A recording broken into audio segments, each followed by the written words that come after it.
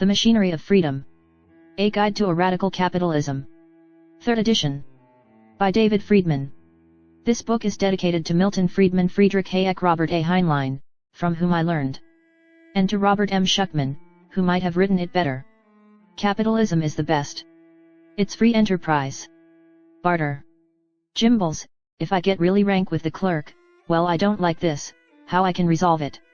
If it really gets ridiculous, I go, frig it, man, I walk. What can this guy do at Jimbles, even if he was the president of Jimbles? He can always reject me from that store, but I can always go to Macy's. He can't really hurt me. Communism is like one big phone company.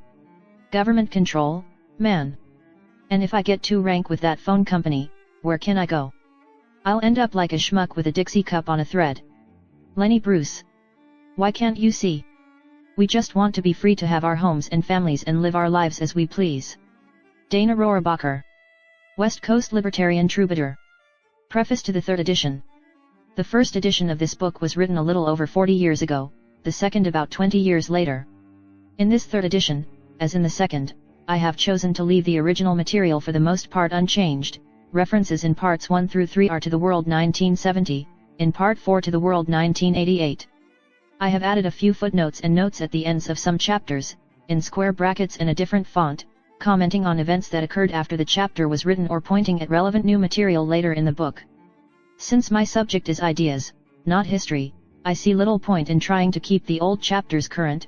With luck, this edition will still be being read at a point when the details of 2014 are almost as out of date as the details of 1970. I have also converted all references to private protection agencies into rights enforcement agencies, because too many people associated the former term with the protection racket, extortion disguised as protection. What I have added in this edition, aside from minor stylistic changes 40 years ago I was much too fond of commas, scare quotes, and long dashes is in parts 5 and 6. Part 5 contains later, I hope deeper, thoughts on my earlier ideas, part 6 new material. The hard copy version you are reading contains a few minor changes from the Kindle version. What have I learned in 40 years? The answer is not clear, I fear, but some of it, at least, is here. Introduction. From Ayn Rand to bushy anarchists there is an occasional agreement on means called libertarianism, which is a faith in laissez-faire politics/economics. How to hate your government on principle. SB, The Last Whole Earth Catalog. The central idea of libertarianism is that people should be permitted to run their own lives as they wish. We totally reject the idea that people must be forcibly protected from themselves. A libertarian society would have no laws against drugs, gambling, pornography, and no compulsory seat belts in cars. We also reject the idea that people have an enforceable claim on others, for anything more than being left alone. A libertarian society would have no welfare, no social security system. People who wish to aid others would do so voluntarily through private charity, instead of using money collected by force from the taxpayers. People who wish to provide for their old age would do so through private insurance. People who wish to live in a virtuous society, surrounded by others who share their ideas of virtue, would be free to set up their own communities and to contract with each other so as to prevent the sinful from buying or renting within them. Those who wish to live communally could set up their own communes. But nobody would have a right to force his way of life upon his neighbor. So far, many who do not call themselves libertarians would agree. The difficulty comes in defining what it means to be left alone. We live in a complicated and interdependent society, each of us is constantly affected by events thousands of miles away, occurring to people he has never heard of. How, in such a society, can we meaningfully talk about each person being free to go his own way? The answer to this question lies in the concept of property rights. If we consider that each person owns his own body and can acquire ownership of other things by creating them, or by having ownership transferred to him by another owner, it becomes at least formally possible to define being left alone and its opposite, being coerced. Someone who forcibly prevents me from using my property as I want, when I am not using it to violate his right to use his property, is coercing me. A man who prevents me from taking heroin coerces me, a man who prevents me from shooting him does not. This leaves open the question of how one acquires ownership of things that are not created or that are not entirely created, such as land and mineral resources. There is disagreement among libertarians on this question. Fortunately, the answer has little effect on the character of a libertarian society, at least in this country. Only about 3% of all income in America is rental income. Adding the rental value of owner-occupied housing would bring this figure up to about 8%. Property tax rental income collected by government is about another 5%. So the total rental value of all property, land, and buildings, adds up to about 13% of all income. Most of that is rent on the value of buildings, which are created by human effort, and thus poses no problem in the definition of property rights. The total rent on all land, which does pose such a problem, is thus only a tiny fraction of total income. The total raw material value of all minerals consumed, the other major unproduced resource, is about another 3%. There again, much of that value is the result of human effort, of digging the ore out of the ground. Only the value of the raw resources in situ may reasonably be regarded as unproduced. So resources whose existence owes nothing to human action bring to their owners, at the most, perhaps 1/20th of the national income. The vast majority of income is the result of human actions. It is created by identifiable groups of people, working together under agreements that specify how their joint product is to be divided. The concept of property allows at least a formal definition of letting alone and coercing. That this definition corresponds to what people usually mean by those words that a libertarian society would be free is by no means obvious. It is here that libertarians part company with our friends on the left, who agree that everyone should be free to do as he wishes, but argue that a hungry man is not free and that his right to freedom therefore implies an obligation to provide food for him, whether one likes it or not. The book is divided into 4 sections. In the first, I discuss property institutions, private and public, and how they have functioned in practice. In the second, I examine a series of individual questions from a libertarian viewpoint. In the third, I discuss what a future libertarian society might be like and how it could be achieved. The final section contains new material on a variety of topics added in the second edition. The purpose of this book is to persuade you that a libertarian society would be both free and attractive, that the institutions of private property are the machinery of freedom, making it possible, in a complicated and interdependent world, for each person to pursue his life as he sees fit. Part 1. In defense of property. A saint said, "Let the perfect city rise." Here needs no long debate on subtleties. Means, end, let us intend that all be clothed and fed, while one remains hungry or quarreling but mocks his pains. So all will labor to the good in one phalanx of brotherhood. A man cried out, "I know the truth, I, perfect and whole. He who denies my vision is a madman or a fool or seeks some base advantage in his lies. All peoples are a tool that fits my hand, cutting you each and all into my plan." They were one man. In defense of property. The concept of property is fundamental to our society, probably to any workable society. Operationally, it is understood by every child above the age of 3. Intellectually, it is understood by almost no one. Consider the slogan "Property Rights versus Human Rights." Its rhetorical force comes from the implication that property rights are the rights of property and human rights the rights of humans. Humans are more important than property, chairs, tables, and the like. Consequently, human rights take precedence over property rights. But property rights are not the rights of property, they are the rights of humans with regard to property. They are a particular kind of human right. The slogan conjures up an image of a black sitting in a southern restaurant. That situation involves conflicting claims about rights, but the rights claimed are all property rights. The restaurant owner claims a right to control a piece of property, his restaurant. The black claims a limited right to the control of part of the same piece of property, the right to sit at a counter stool as long as he wants. None of the property claims any rights at all. The stool doesn't pipe up with a demand that the black respect its right not to be sat upon. The only assertion of rights of property that I have run across is the assertion by some conservationists that certain objects, a redwood tree, for instance, have an inherent right not to be destroyed. If a man bought land on which such a tree stood, asserted his right to cut the tree down, and was opposed by a conservationist acting, not on any right of his own, but in defense of the rights of the tree, we would truly have a conflict between human rights and property rights. That was not the situation envisioned by those who coined the phrase. That one of the most effective political slogans of recent decades is merely a verbal error, confusing rights to property with rights of property, is evidence of the degree of popular confusion on the whole subject. Since property is a central economic institution of any society, and private property is the central institution of a free society, it is worth spending some time and effort to understand what property is and why it exists. 2 facts make property institutions necessary. The first is that different people pursue different ends. The ends may differ because people follow their narrow self-interest or because they follow differing visions of high and holy purpose. Whether they are misers or saints, the logic of the situation is the same. It remains the same as long as each person, observing reality from the distinct vantage point of his own head, reaches a somewhat different conclusion about what should be done and how to do it. The second fact is that there exist some things which are sufficiently scarce that they cannot be used by everyone as much as each would like. We cannot all have everything we want. Therefore, in any society, there must be some way of deciding who gets to use what when. You and I cannot simultaneously drive the same car to our different homes. The desire of several people to use the same resources for different ends is the essential problem that makes property institutions necessary. The simplest way to resolve such a conflict is physical force.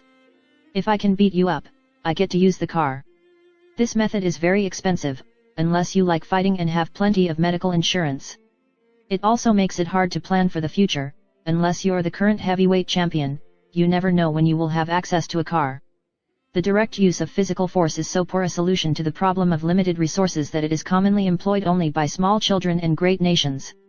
The usual solution is for the use of each thing to be decided by a person or by some group of persons organized under some set of rules. Such things are called property. If each thing is controlled by an individual who has the power to transfer that control to any other individual, we call the institution private property. Under property institutions, private or public, a person who wishes to use property that is not his own must induce the individual or group controlling that property to let him do so. He must persuade that individual or group that its ends will be served by letting him use the property for his ends. With private property, this is usually done by trade. I offer to use my property, including, possibly, myself, to help you achieve your ends in exchange for your using your property to help me achieve mine. Sometimes, but less often, it is done by persuading you that my ends are good and that you should therefore pursue them. This is how charities and, to some extent, families function. In this way, under private property institutions, each individual uses his own resources to pursue his own ends. Cooperation occurs either when several individuals perceive that they more easily can achieve a common end jointly than individually, or when they find that they more easily can achieve their different ends by cooperating through trade, each helping the others achieve their ends in exchange for their helping him achieve his. Under institutions of public property, property is held, the use of things is controlled, by political institutions, and that property is used to achieve the ends of those political institutions. Since the function of politics is to reduce the diversity of individual ends to a set of common ends, the ends of the majority, the dictator, the party in power, or whatever person or group is in effective control of the political institutions, public property imposes those common ends on the individual. Ask not what your country can do for you, ask rather what you can do for your country. Ask not, in other words, how you can pursue what you believe is good, but how you can pursue what the government tells you is good. Consider a particular case where the effects of public and private property can be compared. The printed media, newspapers, magazines, and the like, are produced entirely with private property. Buy newsprint and ink, rent a printing press, and you are ready to go. Or, on a cheaper scale, use a Xerox machine. You can print whatever you want without asking permission from any government. Provided, of course, that you do not need the U.S. Post Office to deliver what you print. The government can use, and occasionally has used, its control over the mails as an instrument of censorship. Broadcast media, radio and television, are another matter. The airwaves have been designated as public property. Radio and television stations can operate only if they receive permission from the Federal Communications Commission to use that property.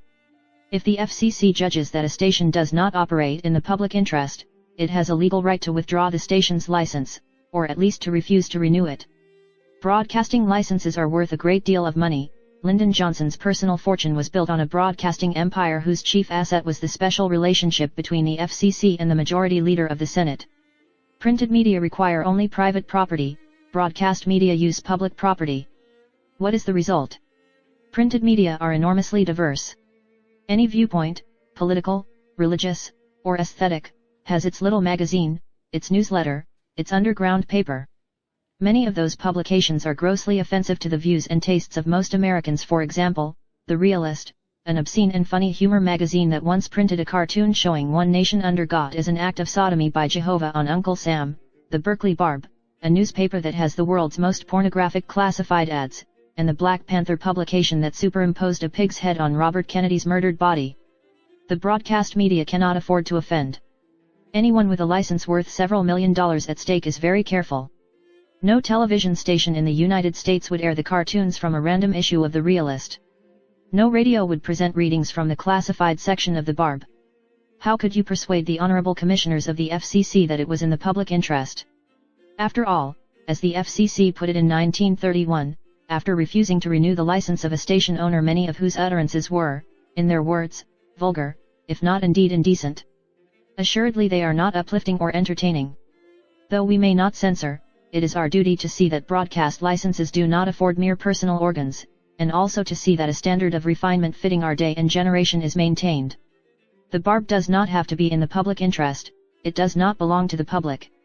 Radio and television do. The Barb only has to be in the interest of the people who read it. National Review, William Buckley's magazine, has a circulation of about 100,000. It is purchased by 1 American out of 2,000. If the other 1,999 potential readers think it is a vicious, racist, fascist, papist rag, that's their tough luck, it still comes out. The FCC recently ruled that songs that seem to advocate drug use may not be broadcast. Is that an infringement of freedom of speech? Of course not. You can say anything you want, but not on the public's airwaves. When I say it is not an infringement of free speech, I am perfectly serious. It is not possible to let everyone use the airwaves for whatever he wants, there isn't enough room on the radio dial. If the government owns the airwaves, it must ration them, it must decide what should and what should not be broadcast. The same is true of ink and paper. Free speech may be free, but printed speech is not, it requires scarce resources. There is no way that everyone who thinks his opinion is worth writing can have everyone in the country read it. We would run out of trees long before we had enough paper to print 100 million copies of everyone's manifesto, we would run out of time long before we had finished reading the resultant garbage. Nonetheless, we have freedom of the press. Things are not printed for free, but they are printed if someone is willing to pay the cost. If the writer is willing to pay, he prints up handbills and hands them out on the corner. More often, the reader pays by subscribing to a magazine or buying a book. Under public property, the values of the public as a whole are imposed on the individuals who require the use of that property to accomplish their ends. Under private property, each individual can seek his own ends, provided that he is willing to bear the cost. Our broadcast media are dull, our printed media, diverse. Could this be changed? Easily. Convert the airwaves to private property. Let the government auction off the right to broadcast at a particular frequency, frequency by frequency, until the entire broadcast band is privately owned. Would this mean control of the airwaves by the rich? No more than private property in newsprint means newspapers are printed only for the rich. The marketplace is not a battlefield, where the person with the most money wins the battle and takes the whole prize. If it were, Detroit would spend all its resources designing gold Cadillacs for Howard Hughes, Jean-Paul Getty, and their ilk. What is wrong with the battlefield analogy?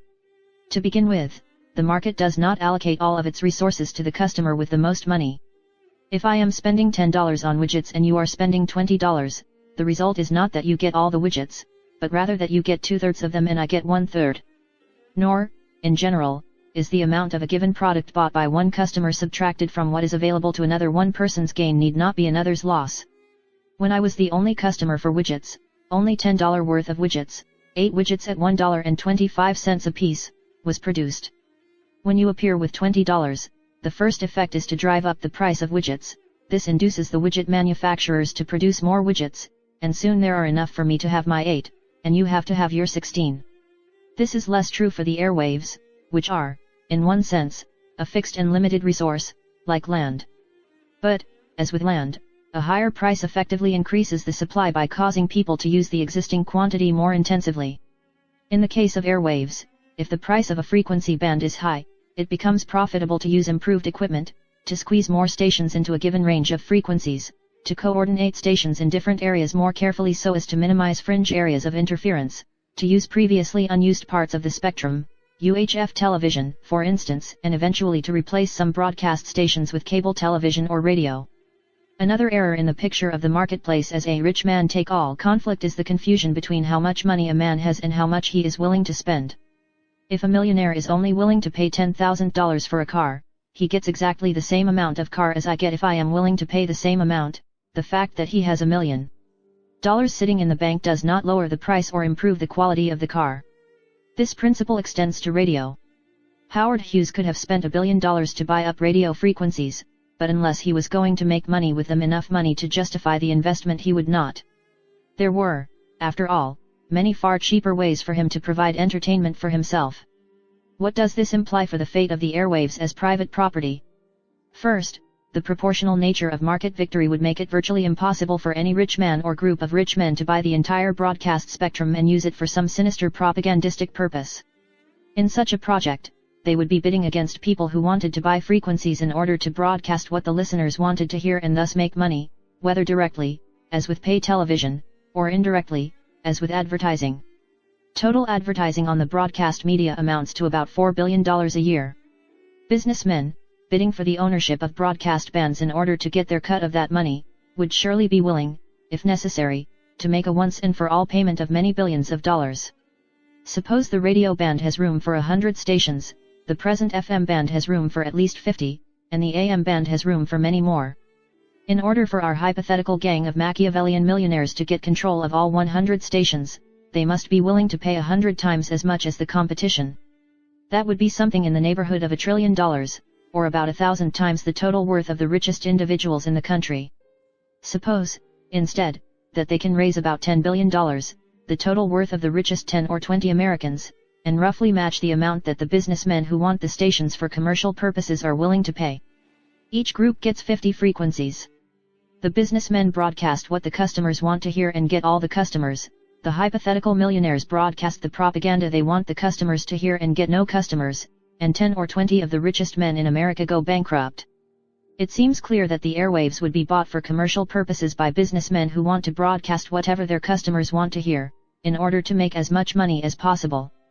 Very much the same sort of people who own radio stations now. Most stations would appeal to mass tastes, as they do now. But, if there are 9 stations sharing 90% of the listeners, a 10th station may do better by broadcasting something different and thus getting all of the remaining 10%, instead of a 1/10 share of the great majority. With 100 stations, the 101st could make money on an audience of 1%. There would therefore be specialty stations, appealing to special tastes. There are now. But such stations would no longer be limited by the veto power that the majority now exercises through the FCC. If you were offended by what you heard on the station owned by the Berkeley Barb, there would be only one thing to do about it: turn to a different station. The media provide a striking example of the difference between the effects of public and private property, but it is an example that shows only part of the disadvantage of public property. For the public not only has the power to prevent individuals from doing what they wish with their own lives, it has a positive incentive to exercise that power. If property is public, by using some of that property, decrease the amount available for you to use. If you disapprove of what I use it for, then, from your standpoint, I am wasting valuable resources that are needed for other and more important purposes, the ones you approve of. Under private property, what I waste belongs to me. You may, in the abstract, disapprove of my using my property wastefully, but you have no incentive to go to any trouble to stop me.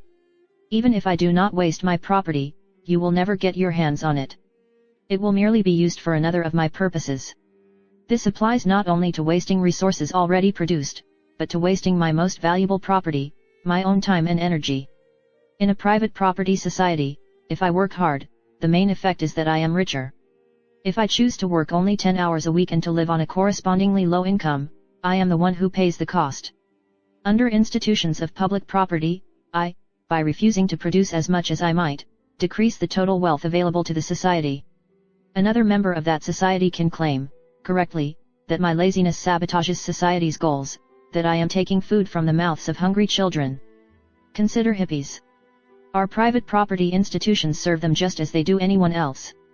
Water pipes and tie-dyed shirts are produced, underground papers and copies of Steal This Book are printed, all on the open market. Drugs are provided on the black market. No capitalist takes the position that being unselfish and unproductive is evil and therefore that capital should not be invested in producing things for such people, or, if one does, someone else invests the capital and makes the profit. It is the government that is the enemy. Police arrest vagrants, public schools insist on haircuts for long hairs, state and federal governments engage in a massive program to prevent the import and sale of drugs. Like radio and television censorship, this is partly the imposition of the morals of the majority on the minority. But part of the persecution comes from the recognition that people who choose to be poor contribute less to the common ends. Hippies don't pay much in taxes. Occasionally this point is made explicit: drug addiction is bad because the addict does not carry his share of the load. If we are all addicts, the society will collapse. Who will pay taxes? Who will fight off foreign enemies? This argument becomes more important in a socialist state, such as Cuba, where a much larger fraction of the economy is public property. There, apparently, their equivalent of hippies were rounded up and sent off to work camps to do their share for the revolution. George Bernard Shaw, an unusually lucid socialist, put the matter nicely in The Intelligent Woman's Guide to Socialism and Capitalism.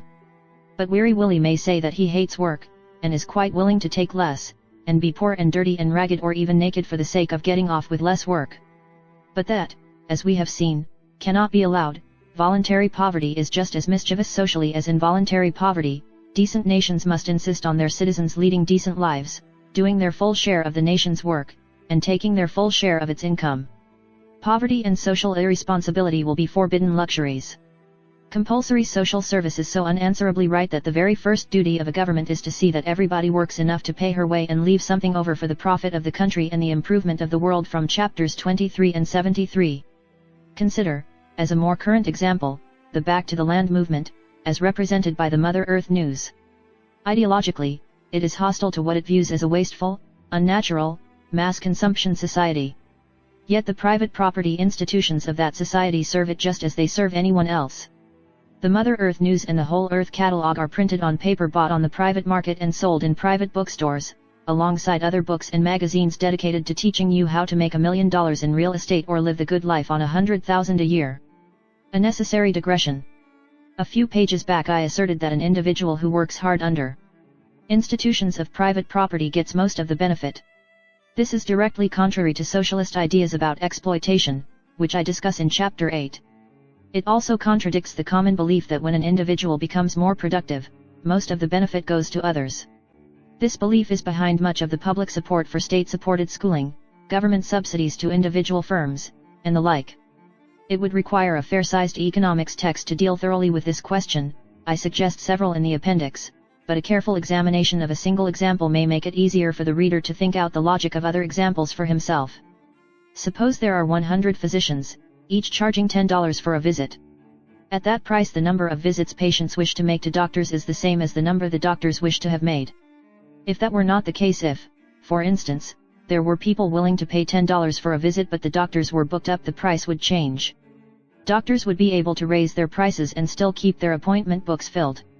At a higher price, some customers would decide to visit doctors less often. The demand for medical services would fall with rising price until it was equal to the amount of service the doctors were willing to supply at that price. I decide to become the 101st physician. The total supply of medical services increased. The price at which supply equals demand falls. Doctors get only $9.90 per visit. Have I greatly benefited society in general? No. Consider the visits to doctors that would have occurred without me. For each of these, the patient is now 10 cents richer, but the doctor is 10 cents poorer. On net, people are no better off. Consider the extra visits to doctors that people make because of the lower price. These people must have considered an extra visit to the doctor worth less than $10 or they would have made it at the old price. They must consider it worth more than $9.90 or they would not make it at the new price. Therefore the patients profit on the extra visits by between 0 and 10 cents per extra visit, the difference between what they pay for it and the value they place on it. But I, the new doctor providing the extra service, make $9.90 for each visit, thus getting most of the benefit from what I produce. In effect, I produce a service worth between $9.90 and $10 and sell it for $9.90. If the total number of physicians were much larger than 100, as it is, the decrease in the price of a visit resulting from the addition of one more physician would be far lower. The nearer this change is to zero, the nearer the new doctor comes to getting 100% of what he produces. As this example suggests, the essential error in the idea that the benefit of one person's productivity goes mainly to others is that it ignores the salary the productive person gets. In a well-functioning private property society, salary, the amount for which a person can sell what he produces, corresponds closely to the real value of that product to the people who consume it. This argument depends on my accepting what the patient is willing to pay as the true value to him of what he is getting, a principle that economists call consumer sovereignty. Suppose, in a particular case, that I reject that principle. I believe that most people stupidly underestimate the importance of staying healthy and that a man who is only willing to pay $10 to visit the doctor is really getting something worth $20, he just doesn't know it. I conclude that a doctor receives only half as much as he produces. The same principle works the other way. If I believe that sitting at a bar getting drunk is an idiotic way to spend an evening, I conclude that bartenders are paid far more than they are really worth because their patrons incorrectly believe that the bartender is performing a valuable service. In both cases, my belief that someone produces more or less than he is paid comes from my refusal to accept the judgment of the person who uses the product as to the value of what he is getting. Naturally, the socialist or the blue nose always assumes that if the state decides what people should want, it will, since his values are right, decide his way. No such argument can imply that everyone who produces is underpaid, for that would mean that people underestimate the value of everything. But each thing is valued in terms of other things, money is merely a convenient intermediary. If I think a visit to the doctor is worth only $10, I mean it is worth only as much as the other things I could buy with that amount. If I am undervaluing the doctor's visit, I must be overvaluing the other things. Love is not enough. In more and more cases, politics and politicians not only contribute to the problem, they are the problem. John Shuttleworth, The Mother Earth News. One common objection to private property is that it is an immoral system because it relies on selfishness. This is wrong. Most people define selfishness as an attitude of caring only for oneself and considering other people's welfare of no importance. The argument for private property does not depend on people having such an attitude, it depends only on different people having different ends and pursuing them. Each person is selfish only in the sense of accepting and following his own perception of reality, his own vision of the good. This objection is also wrong because it poses false alternatives. Under any institutions, there are essentially only three ways that I can get another person to help me achieve my ends: love, trade, and force. By love I mean making my end your end. Those who love me wish me to get what I want, except for those who think I am very stupid about what is good for me. So they voluntarily, unselfishly, help me. Love is too narrow a word. You might also share my end not because it is my end but because in a particular respect we perceive the good in the same way. You might volunteer to work on my political campaign, not because you love me, but because you think that it would be good if I were elected. Of course, we might share the common ends for entirely different reasons. I might think I was just what the country needed, and you, that I was just what the country deserved. The second method of cooperation is trade. I agree to help you achieve your end if you help me achieve mine. The third method is force. You do what I want or I shoot you. Love more generally, the sharing of a common end works well, but only for a limited range of problems. It is difficult to know very many people well enough to love them. Love can provide cooperation on complicated things among very small groups of people, such as families. It also works among large numbers of people for very simple ends so simple that many different people can completely agree on them. But for a complicated end involving a large number of people producing this book, for instance, love will not work. I cannot expect all the people whose cooperation I need, typesetters, editors, bookstore owners, loggers, pulp mill workers, and 1,000 more, to know and love me well enough to want to publish this book for my sake. Nor can I expect them all to agree with my political views closely enough to view the publication of this book as an end in itself. Nor can I expect them all to be people who want to read the book and who therefore are willing to help produce it. I fall back on the second method, trade. I contribute the time and effort to produce the manuscript. I get, in exchange, a chance to spread my views, a satisfying boost to my ego, and a little money. The people who want to read the book get the book. In exchange, they give money. The publishing firm and its employees, the editors, give the time, effort, and skill necessary to coordinate the rest of us, they get money and reputation. Loggers, printers, and the like give their effort and skill and get money in return. Thousands of people, perhaps millions, cooperate in a single task, each seeking his own ends. So under private property the first method, love, is used where it is workable. Where it is not, trade is used instead. The attack on private property as selfish contrasts the second method with the first. It implies that the alternative to selfish trade is unselfish love. But, under private property, love already functions where it can. Nobody is prevented from doing something for free if he wants to. Many people, parents helping their children, volunteer workers in hospitals, scoutmasters do just that. If, for those things that people are not willing to do for free, trade is replaced by anything, it must be by force. Instead of people being selfish and doing things because they want to, they will be unselfish and do them at the point of a gun. Is this accusation unfair? The alternative offered by those who deplore selfishness is always government. It is selfish to do something for money, so the slums should be cleaned up by a youth corps staffed via universal service. Translated, that means the job should be done by people who will be put in jail if they do not do it. A second objection often made to a system of private property is that resources may be misallocated. One man may starve while another has more food than he can eat. This is true, but it is true of any system of allocating resources. Whoever makes the decision may make a decision I consider wrong. We can, of course, set up a government bureau and instruct it to feed the hungry and clothe the naked. That does not mean they will be fed and clothed. At some point, some person or persons must decide who gets what. Political mechanisms, bureaus, and bureaucrats follow their own ends just as surely as individual entrepreneurs follow theirs. If almost everyone is in favor of feeding the hungry, the politician may find it in his interest to do so. But, under those circumstances, the politician is unnecessary. Some kind soul will give the hungry man a meal anyway. If the great majority is against the hungry man, some kind soul among the minority still may feed him, the politician will not. There is no way to give a politician power that can be used only to do good. If he gives food to someone, he must take it from someone else. Food does not appear from thin air. I know of only one occasion in modern peacetime history when large numbers of people starved although food was available. It occurred under an economic system in which the decision of who needed food was made by the government.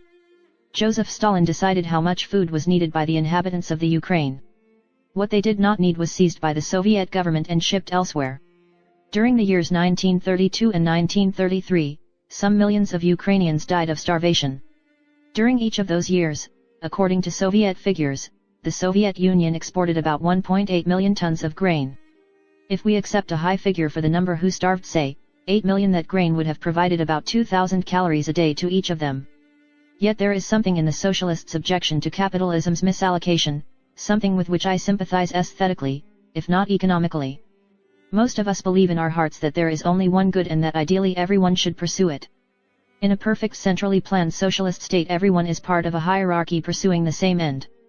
If that end is the one true good, that society will be perfect in a sense in which a capitalist society, where everyone pursues his own differing and imperfect perception of the good, cannot be.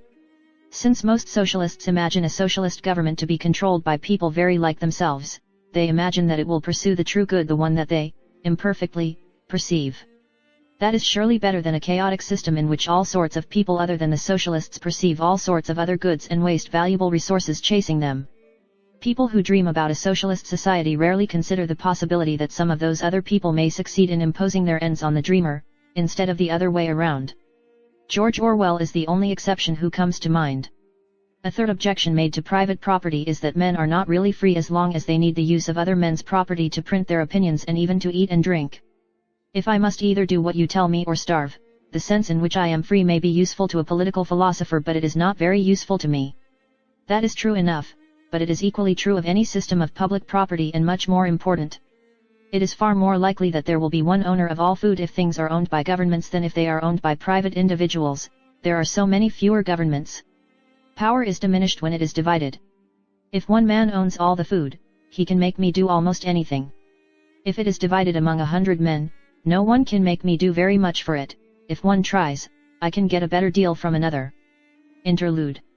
I have talked in the abstract about private property and public property and have argued for the superiority of the former. But in existing societies, capitalist as well as communist, there is a mixture of public and private property institutions. I may own my car, but the government owns the streets.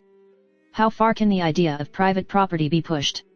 Are there some tasks that must be done but that, by their nature, cannot conceivably be done privately and must therefore continue to be done by government?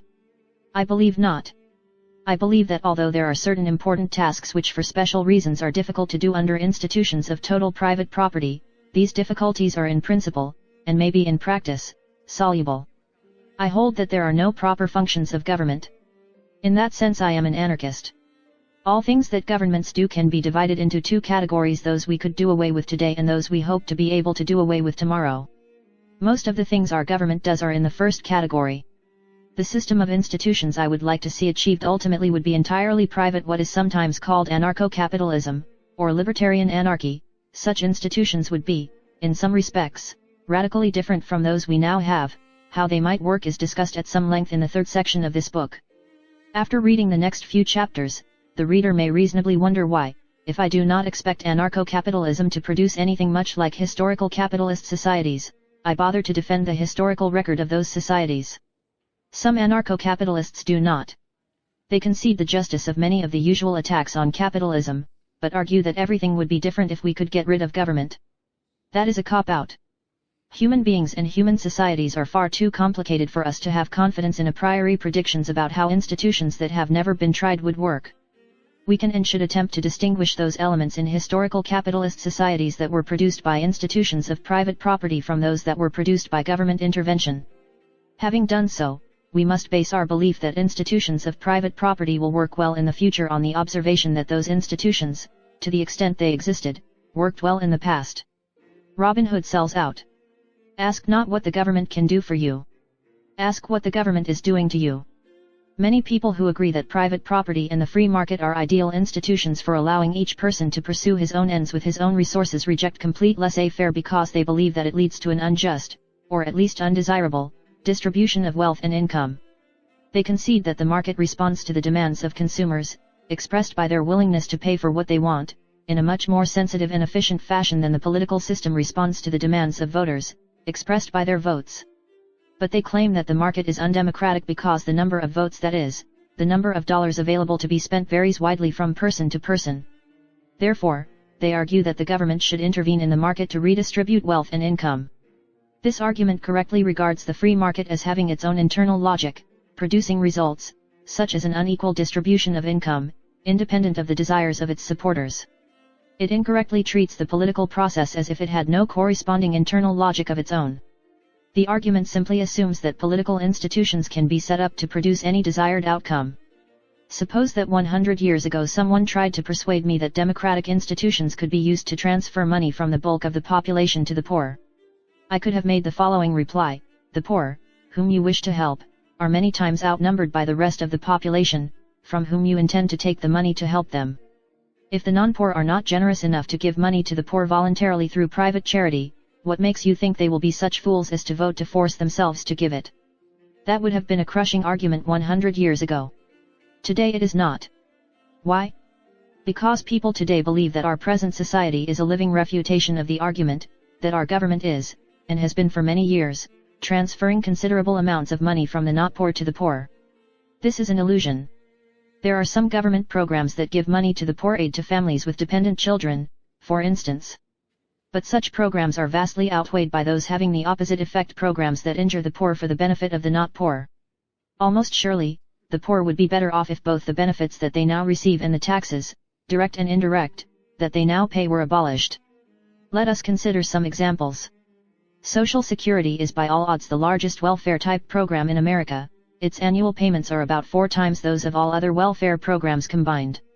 It is financed by a regressive tax about 10% on all income up to $7,800, nothing thereafter.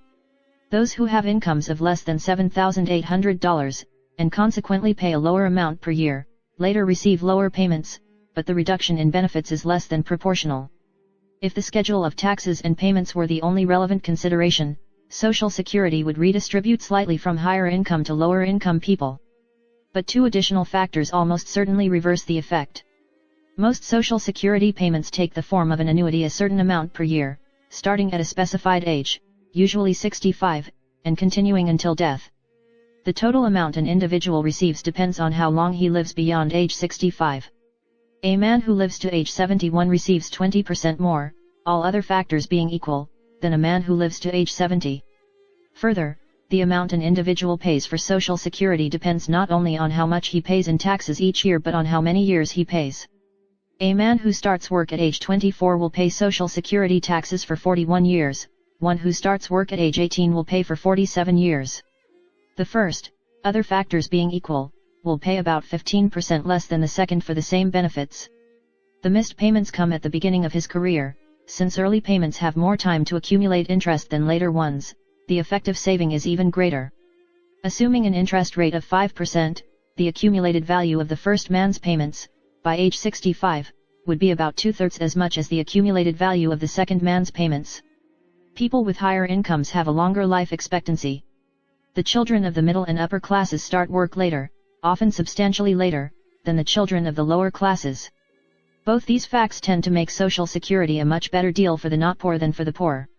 As far as I know, nobody has ever done a careful actuarial analysis of all such effects, thus one can only make approximate estimates. Compare someone who goes to school for 2 years after graduating from college and lives to age 72 with someone who starts work at age 18 and dies at age 70.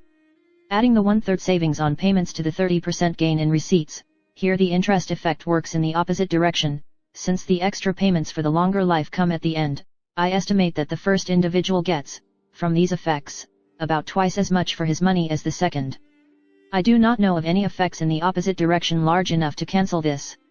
Social Security is by no means the only large government program that takes from the poor to give to the not poor. A second example is the farm program. Since it consists largely of government actions to hold up the price of crops, it is paid for partly by taxes and partly by higher food prices. Many years ago, when I did calculations on part of the Agriculture Department's activities, I estimated, using Agriculture Department figures, that higher food prices then made up about 2/3 of the total cost of the part of the farm program I was studying. Higher food prices have the effect of a regressive tax, since poorer people spend a larger proportion of their income on food. Higher prices benefit farmers in proportion to how much they sell. The large farmer gets a proportionately higher benefit than the small one. In addition, the large farmer can better afford the legal costs of getting the maximum benefit from other parts of the program. Notoriously, every year, a considerable number of farms or farm corporations receive more than $100,000 apiece and a few receive more than $1 million in benefits from a program supposedly set up to help poor farmers. So the farm program consists of a slightly progressive benefit, one which benefits those with higher incomes somewhat more than proportionately to those incomes, financed by a regressive tax, one which taxes those with higher incomes somewhat less than proportionately to those incomes. Presumably it has the net effect of transferring money from the more poor to the less poor, a curious way of helping the poor. Here again, I know of no precise calculations that have measured the overall effect. One could list similar programs for many pages. State universities, for instance, subsidize the schooling of the upper classes with money much of which comes from relatively poor taxpayers. Urban renewal uses the power of the government to prevent slums from spreading, a process sometimes referred to as preventing urban blight. For middle-class people on the border of low-income areas, this is valuable protection. But urban blight is precisely the process by which more housing becomes available to low-income people. The supporters of urban renewal claim that they are improving the housing of the poor. In the Hyde Park area of Chicago, where I have lived much of my life, they tore down old, low-rental apartment houses and replaced them with $30,000 and $40,000 townhouses. A great improvement, for those poor with $30,000. And this is the rule, not the exception, as was shown years ago by Martin Anderson in The Federal Bulldozer. This is not to deny that poor people get some benefit from some government programs. Everyone gets some benefit from some government programs. The political system is itself a sort of marketplace. Anyone with something to bid votes, money, labor can get a special favor, but the favor comes at the expense of someone else. Elsewhere I argue that, on net, very nearly everyone loses. Whether that is the case for everyone or not, it surely is the case for the poor, who bring less to the bidding than anyone else. One cannot simply say, let government help the poor. Reform the income tax so that rich people really pay things are as they are for reasons. It would make as much sense for the defender of the free market to argue that when he sets up his free market it will produce equal wages for everyone.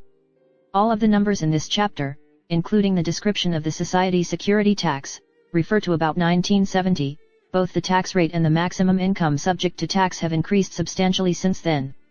The rich get richer and the poor get richer. In proportion as the use of machinery and division of labor increases, in the same proportion the burden of toil also increases, whether by prolongation of the working hours, by increase of the work exacted in a given time, or by increased speed of the machinery, etc. The lower strata of the middle class, all these sink gradually into the proletariat, as machinery nearly everywhere reduces wages to the same low level.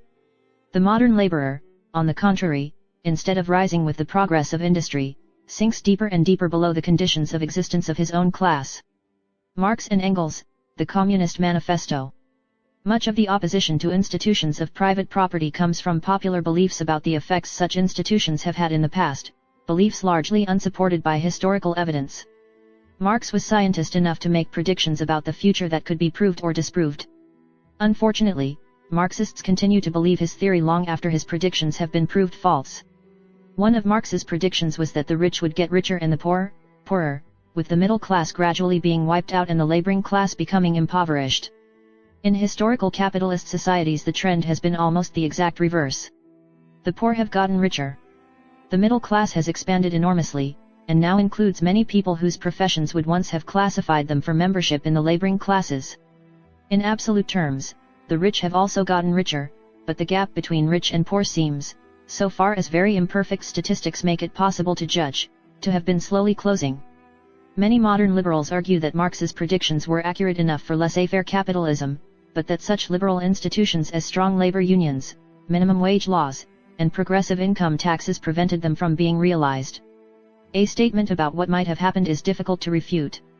We can note that both the rise in general standard of living and the decreasing inequality appear to have been occurring fairly steadily, over a long period of time, in a variety of different more or less capitalist societies. The progressive part of the progressive income tax collects very little income, see the appendix, and has almost no effect on the accumulation of wealth by means of capital gains. The main effect of the minimum wage law seems to be that unskilled workers, who frequently are not worth the minimum wage to any employer, are deprived of their jobs. This effect is seen in the dramatic rise in the unemployment rate of non-white teenagers, which consistently follows rises in the minimum wage. In the previous chapter I argued that liberal measures tend to injure the poor, not benefit them, and to increase, not decrease, inequality. If that has been true in the past, then the increasing equality we have experienced is in spite of, not because of, such measures. Another version of the same argument is the claim that the Great Depression was the true expression of laissez-faire capitalism and that we were rescued from it by the abandonment of laissez-faire in favor of Keynesian policies.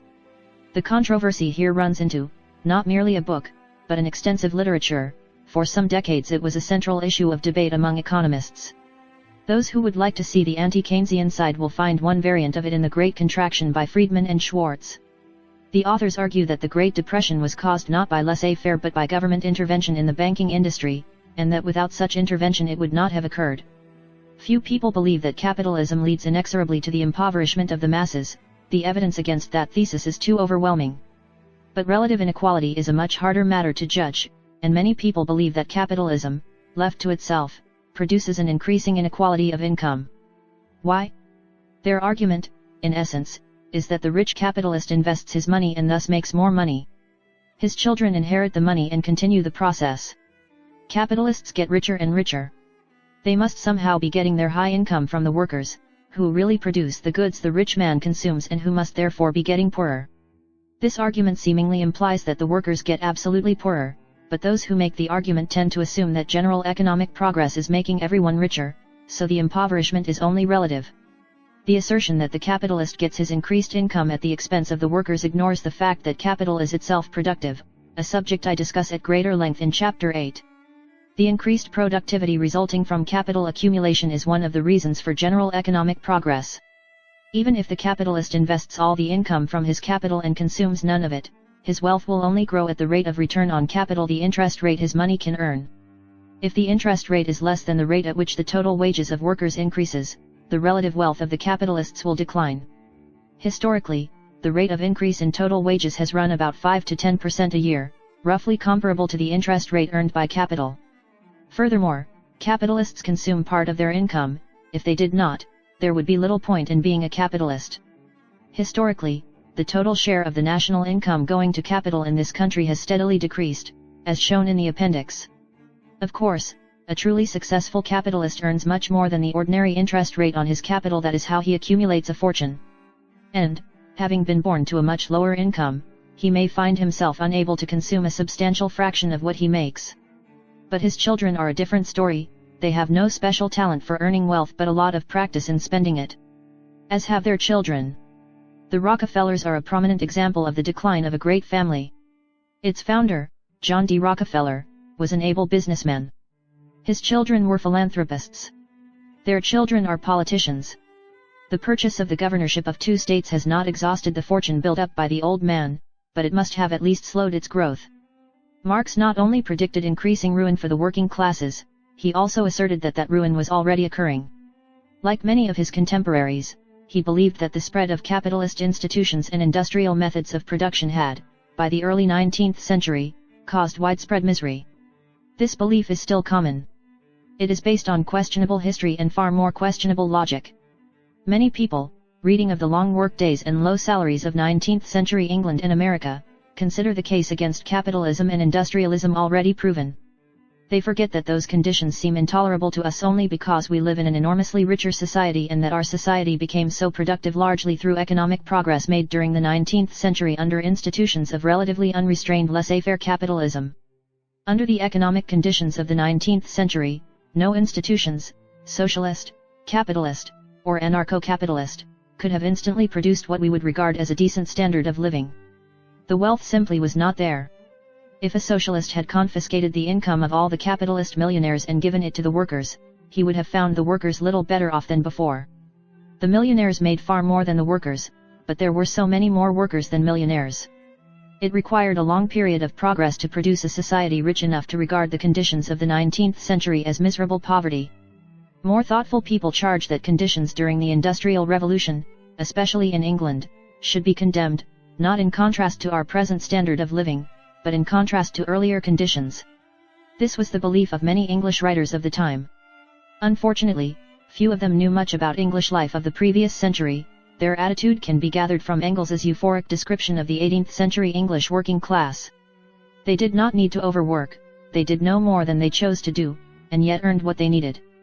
They had leisure for healthful work in garden or field, work which, in itself, was recreation for them. They were respectable people, good husbands and fathers, led moral lives because they had no temptation to be immoral, there being no groggeries or low houses in their vicinity, and because the host, at whose inn they now and then quenched their thirst, was also a respectable man, usually a large tenant farmer who took pride in his good order, good beer, and early hours. They had their children the whole day at home and brought them up in obedience and the fear of God. The young people grew up in idyllic simplicity and intimacy with their playmates until they married. The historical evidence, although imperfect, seems to indicate that during the 19th century the condition of the working classes was improving, the death rate fell, the savings of workers increased, consumption by workers of such luxuries as tea and sugar increased, hours of labor fell. Those interested in a lengthier discussion of this evidence may wish to read The Industrial Revolution by T.S. Ashton, or Capitalism and the Historians, edited by F.A. Hayek. While the Industrial Revolution was actually occurring, much of the opposition to it came from the conservative landed gentry, who objected that luxuries and independence were corrupting the working classes. It is a curious irony that time has made those gentlemen the intellectual allies, often the directly quoted authorities of modern liberals and socialists who assail 19th century capitalism for rather different reasons. The modern liberal will claim that it was state legislation, limiting hours, preventing child labor, imposing safety regulations, and otherwise violating the principle of laissez-faire, that brought progress. But the evidence indicates that the legislation consistently followed progress rather than preceding it. It was only when most workers were already down to a 10-hour day that it became politically possible to legislate one. Monopoly I, how to lose your shirt. One of the most effective arguments against unregulated laissez-faire has been that it invariably leads to monopoly.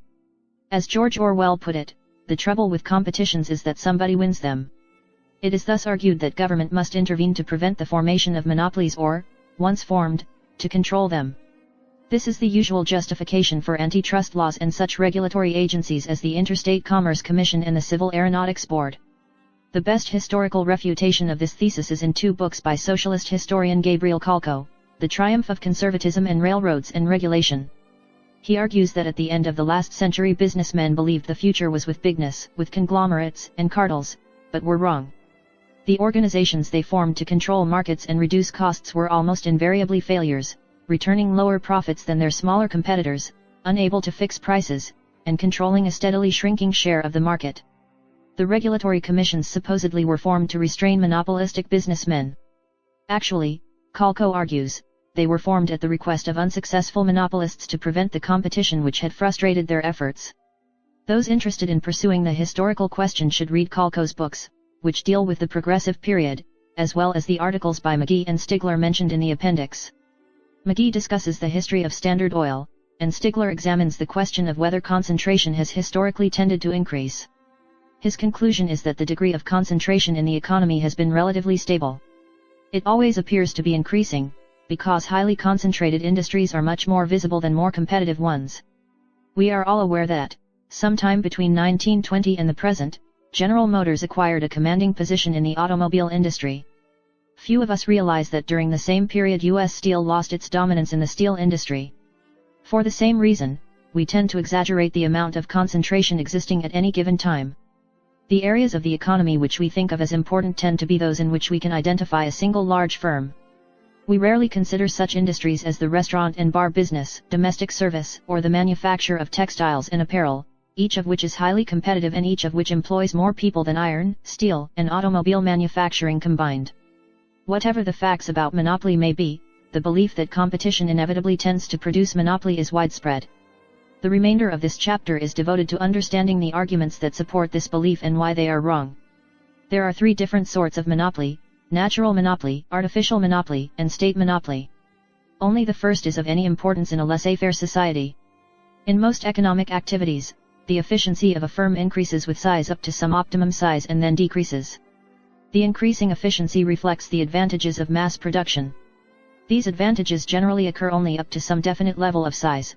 For example, one steel mill is far more efficient than a backyard blast furnace, but making an existing steel mill still larger brings no added advantage. That is why steel mills are the size they are and two steel mills are no more efficient than one. Increasing size also brings increased cost of administrative bureaucracy. The men at the top get further and further removed from what is actually going on at the bottom and are therefore more likely to make costly mistakes. So efficiency tends to decrease with increasing size once firms have passed the point where they can take full advantage of mass production. For this reason some very large firms, General Motors, for example, break themselves down into semi-autonomous units in order to approximate as nearly as possible the more efficient administrative arrangements of smaller firms. A natural monopoly exists when the optimum size for a firm in some area of production is so large that there is room for only one such firm on the market. A smaller competitor is less efficient than the monopoly firm and hence unable to compete with it. Except where the market is very small, a small town grocery store, for example, this is a rather uncommon situation. In the steel industry, which is generally regarded as highly concentrated, there are between 200 and 300 steel mills, and between 100 and 200 firms. The largest four firms, which are by no means the most profitable, produce only half the total output, and the next four produce only 16% of total output. Even a natural monopoly is limited in its ability to raise prices. If it raises them high enough, smaller, less efficient firms find that they can compete profitably. Here Orwell's implicit analogy of economic competition to a contest breaks down. The natural monopoly wins in the sense of producing goods for less, thus making a larger profit on each item sold. It can make money selling goods at a price at which other firms lose money and thus retain the whole market. But it retains the market only so long as its price stays low enough that other firms cannot make a profit. This is what is called potential competition. A famous example is Alcoa Aluminum. One of the charges brought against Alcoa during the antitrust hearings that resulted in its breakup was that it had kept competitors out of the aluminum business by keeping its prices low and by taking advantage of every possible technological advance to lower them still further. The power of a natural monopoly is also limited by indirect competition. Even if steel production were a natural monopoly, and even if the monopoly firm were enormously more efficient than potential competitors, its prices would be limited by the existence of substitutes for steel. As it drove prices higher and higher, people would use more aluminum, plastic, and wood for construction. Similarly, a railroad, even if it is a monopoly, faces competition from canal barges, trucks, and airplanes. For all of these reasons, natural monopolies, although they occasionally exist under institutions of laissez-faire, do not seriously interfere with the workings of the market. The methods government uses to control such monopolies do far more damage than the monopolies themselves, as I show in the next chapter. An artificial monopoly is a large firm, formed for the purpose of controlling the market, raising prices, and thus reaping monopoly profits in an area where the conditions for natural monopoly do not exist. When the same effect is produced by an agreement among several firms, the group of firms is called a cartel. Since a cartel has most of the problems of a monopoly in addition to problems of its own, I shall discuss monopolies first. Suppose a monopoly is formed, as was U.S. Steel, by financiers who succeed in buying up many of the existing firms. Assume further that there is no question of a natural monopoly, a firm much smaller than the new monster can produce as efficiently, perhaps even more efficiently. It is commonly argued that the large firm will nonetheless be able to achieve and maintain complete control of the industry. This argument, like many others, depends on the false analogy of market competition to a battle in which the strongest must win. Suppose the monopoly starts with 99% of the market and that the remaining 1% is held by a single competitor. To make things more dramatic, let me play the role of the competitor. It is argued that the monopoly, being bigger and more powerful, can easily drive me out. In order to do so, the monopoly must cut its price to a level at which I am losing money. But since the monopoly is no more efficient than I am, it is losing just as much money per unit sold. Its resources may be 99 times as great as mine, but it is also losing money 99 times as fast as I am. It is doing worse than that. In order to force me to keep my prices down, the monopoly must be willing to sell to everyone who wants to buy, otherwise unsupplied customers will buy from me at the old price. Since at the new low price customers will want to buy more than before, the monopolist must expand production, thus losing even more money. If the good we produce can be easily stored, the anticipation of future price rises, once our battle is over, will increase present demand still further. Meanwhile, I have more attractive options. I can, if I wish, continue to produce at full capacity and sell at a loss, losing $1 for every 100 or more lost by the monopoly. Or I may save money by laying off some of my workers, closing down part of my plant, and decreasing production until the monopoly gets tired of wasting its money. What about the situation where the monopoly engages in regional price cutting, taking a loss in the area where I am operating and making it up in other parts of the country? If I am seriously worried about that prospect, I can take the precaution of opening outlets in all his major markets.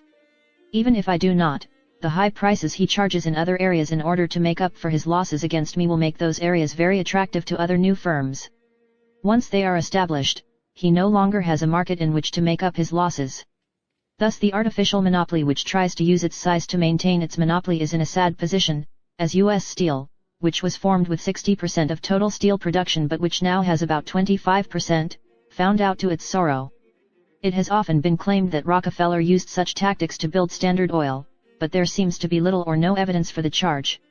Standard Oil officials occasionally tried to use the threat of cutting prices and starting price wars in an attempt to persuade competitors to keep their production down and their prices up. But the competitors understood the logic of the situation better than later historians, as shown by the response, quoted by McGee, of the manager of the Corn Planter Refining Company to such a threat. "Well, I says, M.R. Moffat, I am very glad you put it that way, because if it is up to you the only way you can get at the business is to cut the market, reduce prices, and if you cut the market I will cut you for 200 miles around, and I will make you sell the stuff," and I says, "I don't want a bigger picnic than that, sell it if you want to," and I bid him good day and left. The threat never materialized. Indeed it appears, from McGee's evidence, that price cutting more often was started by the small independent firms in an attempt to cut into Standard's market and that many of them were quite successful. Corn Planter's capital grew, in 20 years, from $10,000 to $450,000. As McGee says, commenting on the evidence presented against Standard in the 1911 antitrust case, it is interesting that most of the ex-Standard employees who testified about Standard's deadly predatory tactics entered the oil business when they left the Standard. They also prospered. Another strategy, which Rockefeller probably did employ, is to buy out competitors. This is usually cheaper than spending a fortune trying to drive them out. At least, it is cheaper in the short run. The trouble is that people soon realize they can build a new refinery, threaten to drive down prices, and sell out to Rockefeller at a whopping profit. David P. Reichard apparently made a sizable fortune by selling 3 consecutive refineries to Rockefeller. There was a limit to how many refineries Rockefeller could use. Having built his monopoly by introducing efficient business organization into the petroleum industry, Rockefeller was unable to withstand the competition of able imitators in his later years and failed to maintain his monopoly. So far I have been discussing the situation where there is a single monopoly firm. When the monopoly is shared by several firms who make up a cartel, the difficulties may be even greater. A cartel is strongest in an industry where there is almost a natural monopoly. Suppose, for instance, that the optimum size of a firm is such that there is room for only 4 firms large enough to be efficient. They agree to raise prices for their mutual benefit. At the higher price the firms, which are now making a large profit on every item sold, would each like to produce and sell more. But, At the higher price, the total demand for their product is lower than before. They must in some way divide up the total amount of business. A firm that sells more than its quota can greatly increase its profit. Each firm is tempted to chisel on the agreement, to go to special customers and offer to sell them more at a slightly lower price under the counter, without letting the other members of the cartel know about it. As such chiseling becomes widespread, the cartel agreement effectively breaks down. This seems to be what happened to many of the short-lived cartels formed at the beginning of this century. Chiseling, of course, is what the other cartel members call it. From the standpoint of the rest of us, it is a highly desirable form of behavior. If a cartel manages to prevent chiseling among its members, it, like a monopoly, still has the problem of keeping new firms from being attracted into the industry by the high prices and consequent high profits. Even where there is almost a natural monopoly, such that any new competitor must be very large, this is difficult. The obvious strategy of the cartel members is to tell any potential competitor that, as soon as he has sunk his capital into constructing a new firm, they will break up the cartel and return to competition. The new firm will then find himself the fifth firm in an area with room for only 4.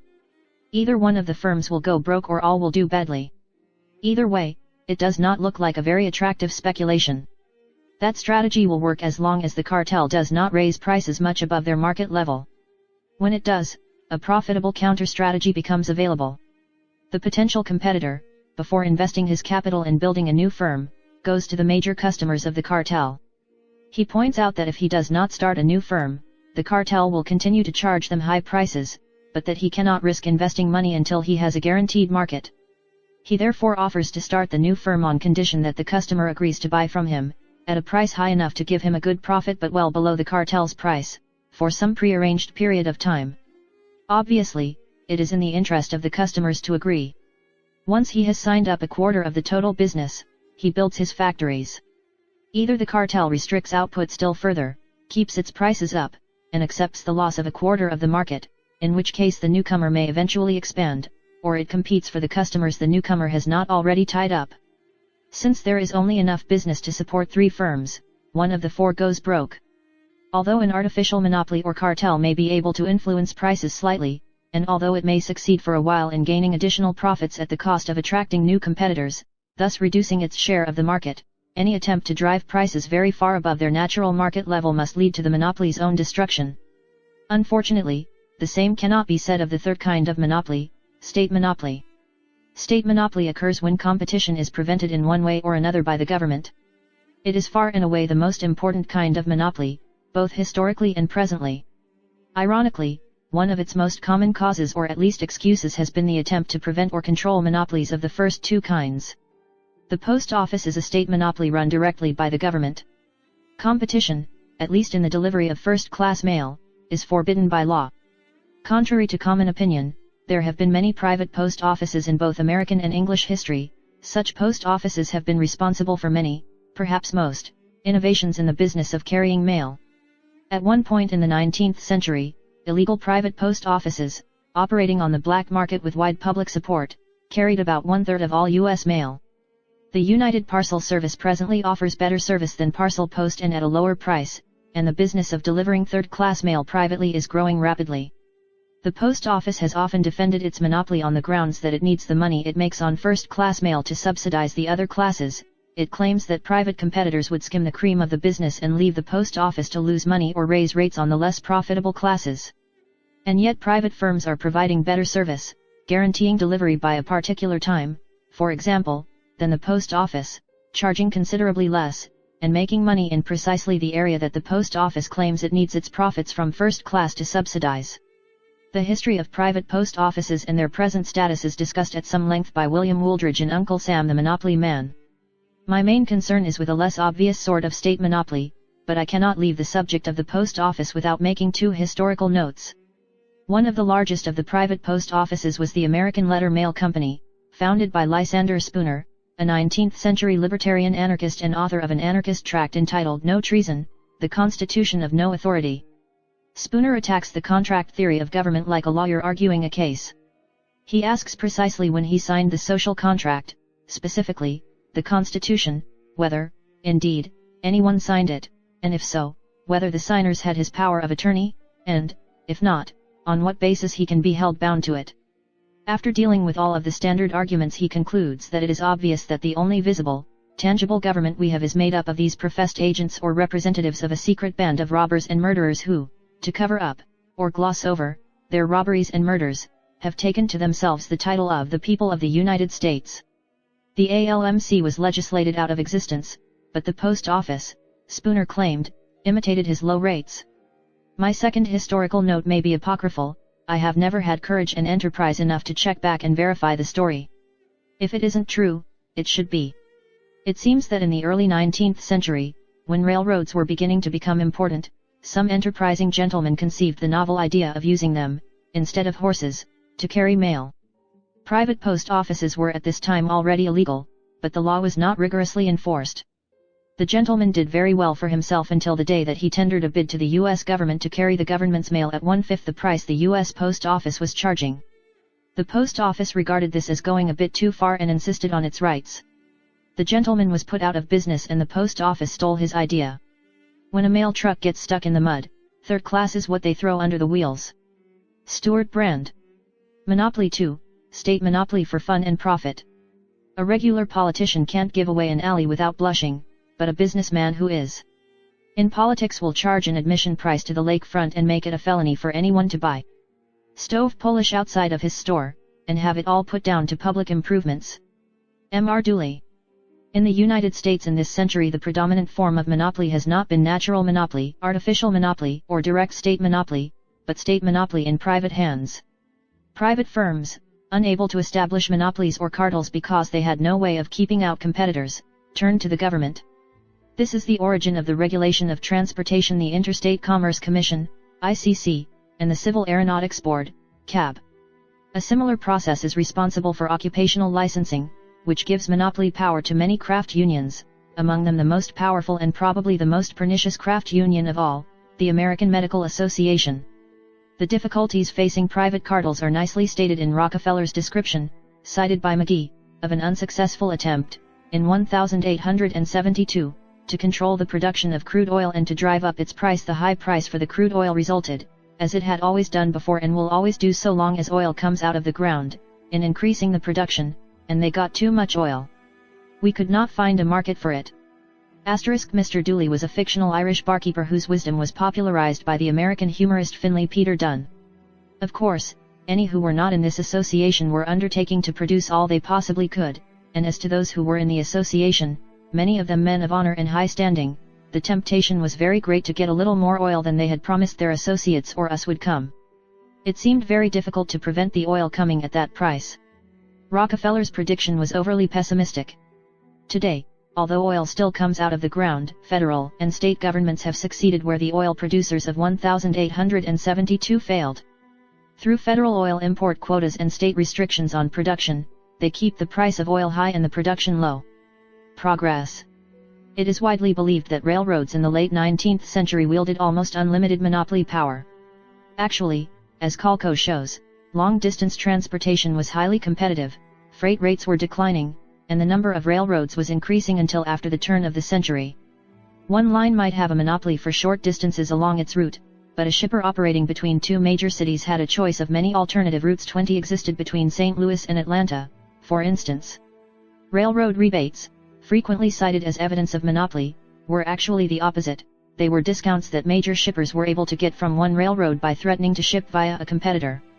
Rail executives often got together to try to fix rates, but most of these conspiracies broke down, often in a few months, for the reasons Rockefeller cites in his analysis of the attempt to control crude oil production. Either the parties to the agreement surreptitiously cut rates, often by misclassifying freight or by offering secret rebates, in order to steal customers from each other, or some outside railroad took advantage of the high rates and moved in. J.P. Morgan committed his enormous resources of money and reputation to cartelizing the industry, but he met with almost unmitigated failure. In the beginning of 1889, for example, he formed the Interstate Commerce Railway Association to control rates among the western railroads. By March a rate war was going, and by June the situation was back to where it had been before he intervened.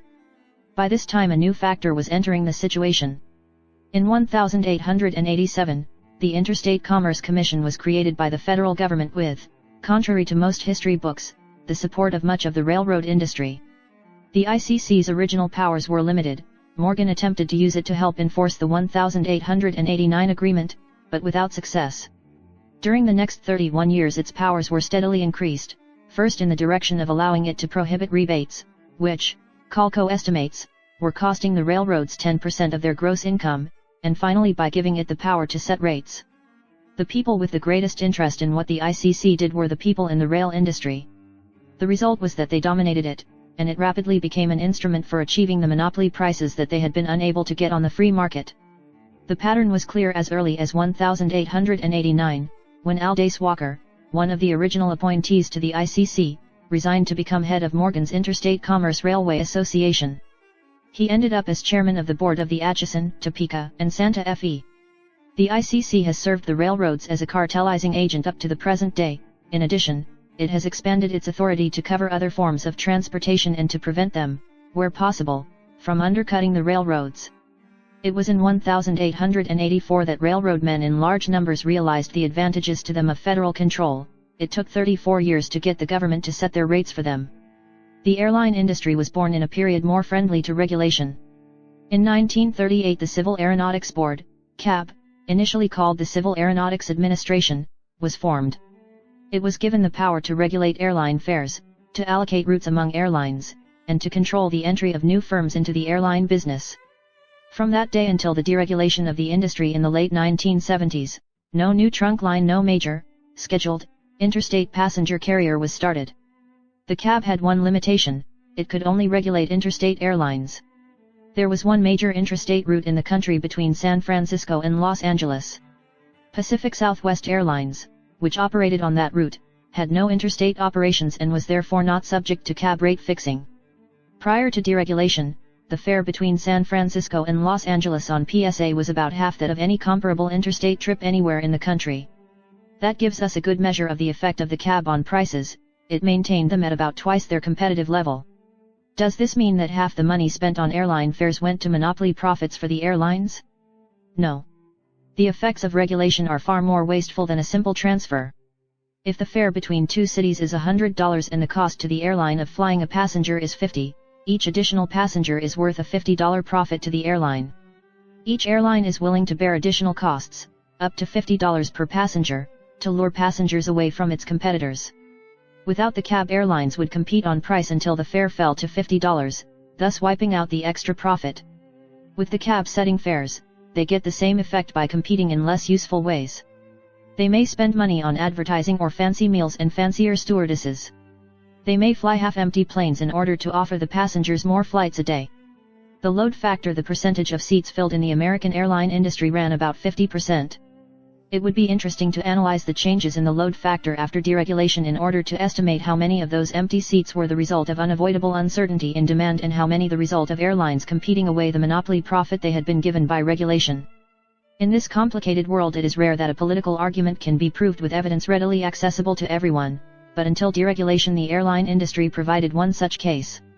If you did not believe that the effect of government regulation of transportation was to drive prices up, you could call any reliable travel agent and ask whether all interstate airline fares were the same, how PSA's fare between San Francisco and Los Angeles compared with the fare charged by the major airlines, and how that fare compared with the fare on other major intercity routes of comparable length.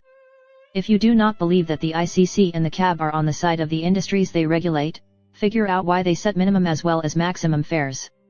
The ICC and the CAB exemplify one sort of government-granted monopoly. Another, of comparable importance, is occupational licensing. The political logic is the same. A law is passed, and political institutions are established, ostensibly to protect the consumers of some product or service. The producers, having a much more wholehearted interest than the consumers in the operation of those institutions, take them over. They use them to raise prices and prevent competition. The most notorious example is probably the licensing of skilled workers in the construction trades, such as plumbers and electricians. Licensing is under effective control of the respective craft unions, who use it to keep down the number of workers and to drive up their salaries, sometimes to astonishing levels. In order to maintain such salaries, the unions must keep down the number of workers licensed and must use local laws to keep out unlicensed workers. This has sometimes led to conflict between blacks, who wanted to get into the building trades, and the unions, who wanted to exclude them and everyone else except friends and relations of the present union members. Craft unions also take advantage of building codes, using them to prohibit the adoption of technological advances which might threaten their jobs. Innovation in low-cost construction methods thus is effectively banned from the big cities, where it is most needed.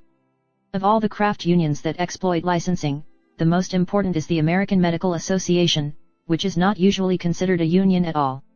Physicians are licensed by the states, and the state licensing boards are effectively controlled by the AMA. That is hardly surprising. If you were a state legislator, whom could you find more qualified to license physicians than other physicians? But it is in the interest of physicians to keep down the number of physicians for exactly the same reason that it is in the interest of plumbers to keep down the number of plumbers. The law of supply and demand drives up wages. Physicians justify restricting the number of physicians to others, and doubtless to themselves as well, on the grounds of keeping up quality. Even if that were really what they were doing, the argument involves a fundamental error. Refusing to license the less qualified 50% of physicians may raise the average quality of physicians, but it lowers the average quality of medical care. It does not mean that everyone gets better medical care, but that half the people get no care, or that everyone gets half as much. Some of the restrictions the AMA has advocated, such as requiring applicants for medical licensing to be citizens and to take their licensing examinations in English, have a very dubious relationship to quality. They look more like an attempt to prevent immigrants from competing with American doctors. It is interesting to note that during the 5 years after 1933 the same number of physicians trained abroad were admitted to practice in this country, as during the previous 5 years, despite the large numbers of professional people fleeing here from Germany and Austria during that period. This is striking evidence of the power of organized medicine to limit entry to its profession. How does the AMA control the number of doctors? Refusing to license doctors after they are trained would create a great deal of hostility among those rejected. That would be politically expensive. Instead, it relies mainly on the medical schools. In order to be licensed, an applicant must be a graduate of an approved medical school. The states get their list of approved schools from the Council on Medical Education and Hospitals of the AMA. For a medical school, removal from the list means ruin.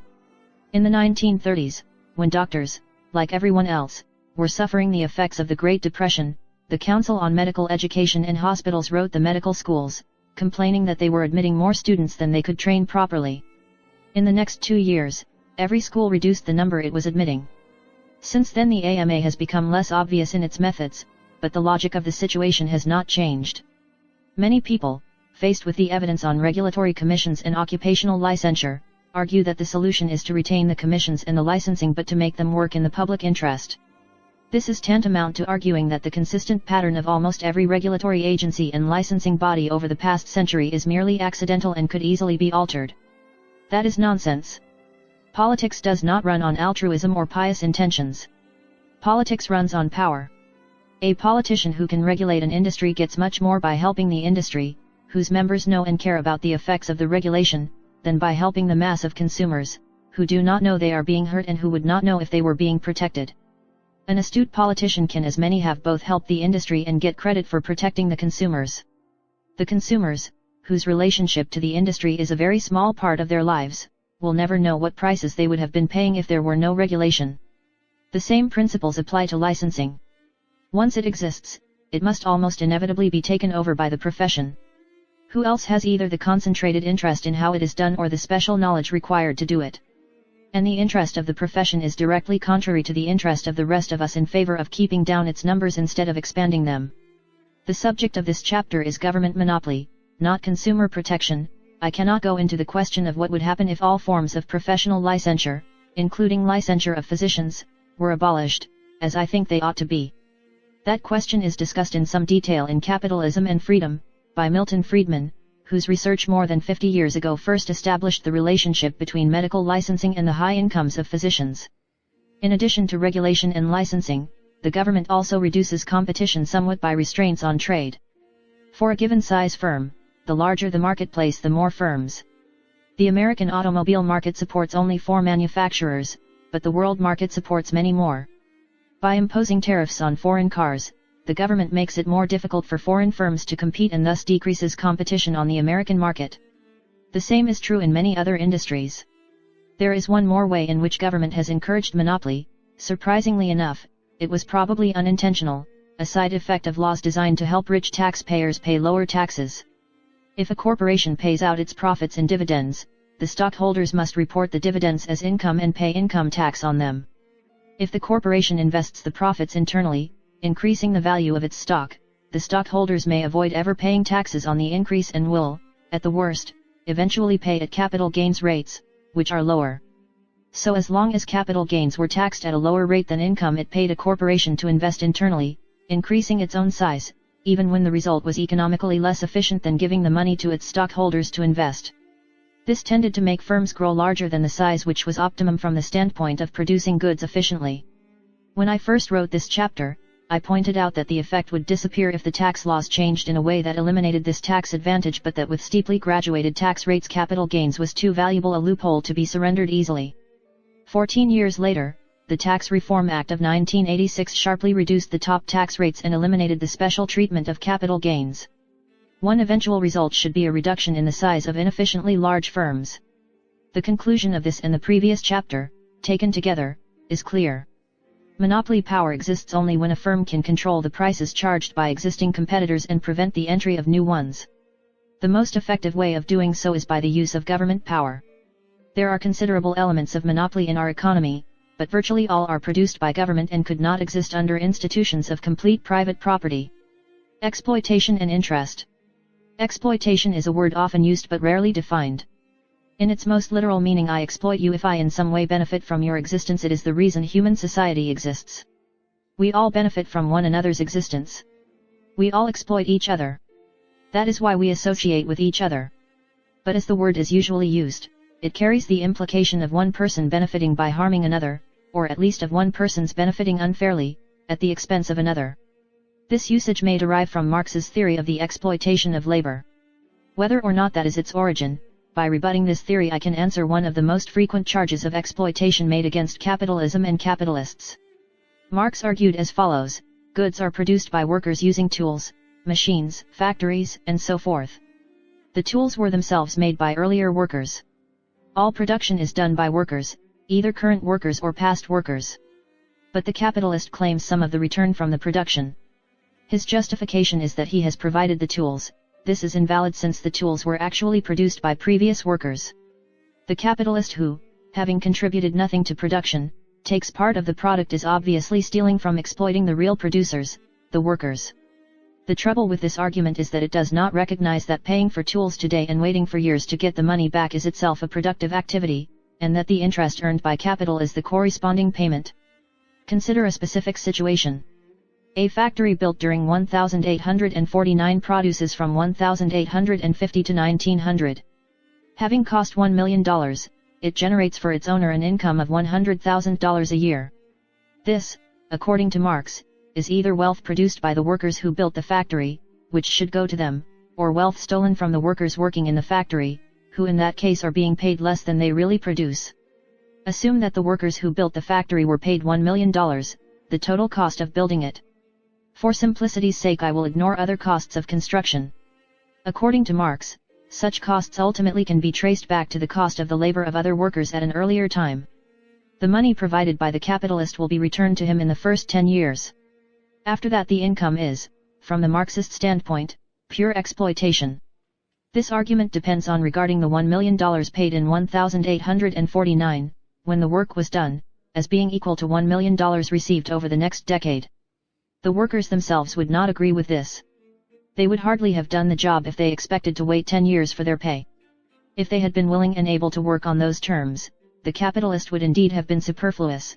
The workers could have built the factory themselves, working for free, received their pay over the next 10 years, and continued to receive it for 40 years more. It is the function of the capitalist to pay them wages in advance. If he were not available to pay them, the factory would not be built and the goods would not be produced. He himself bears a cost, since he too would rather have the money to do with as he wishes in 1850, instead of having it tied up and released slowly over a period of time. It is perfectly reasonable that he should receive something for his contribution. Another way of making this point is to say that money represents a bundle of alternatives. If I have $10 now, I can either spend it taking my girlfriend to a restaurant, or use it as bus fare somewhere, or having additional alternatives is always desirable, since I then have a wider range from which to pick the most attractive. Money is easily stored, so I do not have to spend it when I get it. $10 today can either be saved until tomorrow and spent on one of the alternatives possible for $10 tomorrow, or it can be spent today if I see an alternative more attractive than any I expect to see later. Thus $10 today is worth more than $10 tomorrow. This is why interest rates exist. Why, if I borrow $10 from you today, I must give back a little more than $10 tomorrow. The advantage of money today over money tomorrow is tiny, as is the interest accumulated by $10 in one day. When the time involved is a substantial portion of a man's life, the difference in value is also substantial. It is not a matter of indifference to me whether I can buy a house for my family today or 10 years from now.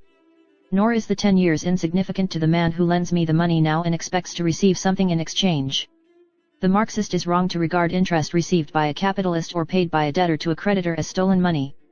It is actually payment for value received. The same error is one reason many people consider inheritance unjust. They assume that if a father earns money and leaves it to his son, who lives off the interest, the son is really living at the expense of the people around him. As one person with whom I argued this put it, the stock market shares, bonds, bank accounts, and the like are merely symbols or facades. One must see through them to the real things that are happening to real objects. This reality is that someone is producing nothing and consuming something and that someone else must be paying for it. It is his father who pays for it. If the son were literally living on food produced and stored by his father, this would be obvious, and few would object. But the situation is really the same when the father chooses to invest wealth instead of consuming it or turning it into stores of food. By buying a factory instead of a yacht, he is increasing the productivity of the society. Workers are able to produce more, using that factory, than they could without it. It is that additional production which feeds his son. To the true egalitarian, who regards equality as itself a paramount end, this is no defense. Inheritance is unequal, thus unjust. His is a view with which I have no sympathy. I see no reason better than greed for claiming that I deserve a share of someone else's wealth, which I have had no part in producing, when he dies. I see no reason nobler than jealousy for objecting to another man's good fortune in being left an unearned inheritance. I don't need nothing. The word need should be eliminated from the vocabulary of political discourse. It is inextricably bound up with a dangerous oversimplification of reality, the idea that there exist certain values infinitely more important than all others, things I need rather than merely want, and that these needs can be determined objectively. At first glance, this idea seems reasonable. Is not my need for food, water, and air entirely different from desire for pleasure or comfort? These things are necessary for life. Surely life is not merely more important than anything else, but infinitely more important. The amount of food, water, and air required to maintain life is not a matter of taste or preference but of biological fact. The consequence for my life expectancy of being deprived of food, water, or air may be a matter of biological fact. The value to me of living is not. Staying alive is, for most of us, highly desirable, but it is not infinitely desirable. If it were, we would be willing to sacrifice all other values to it.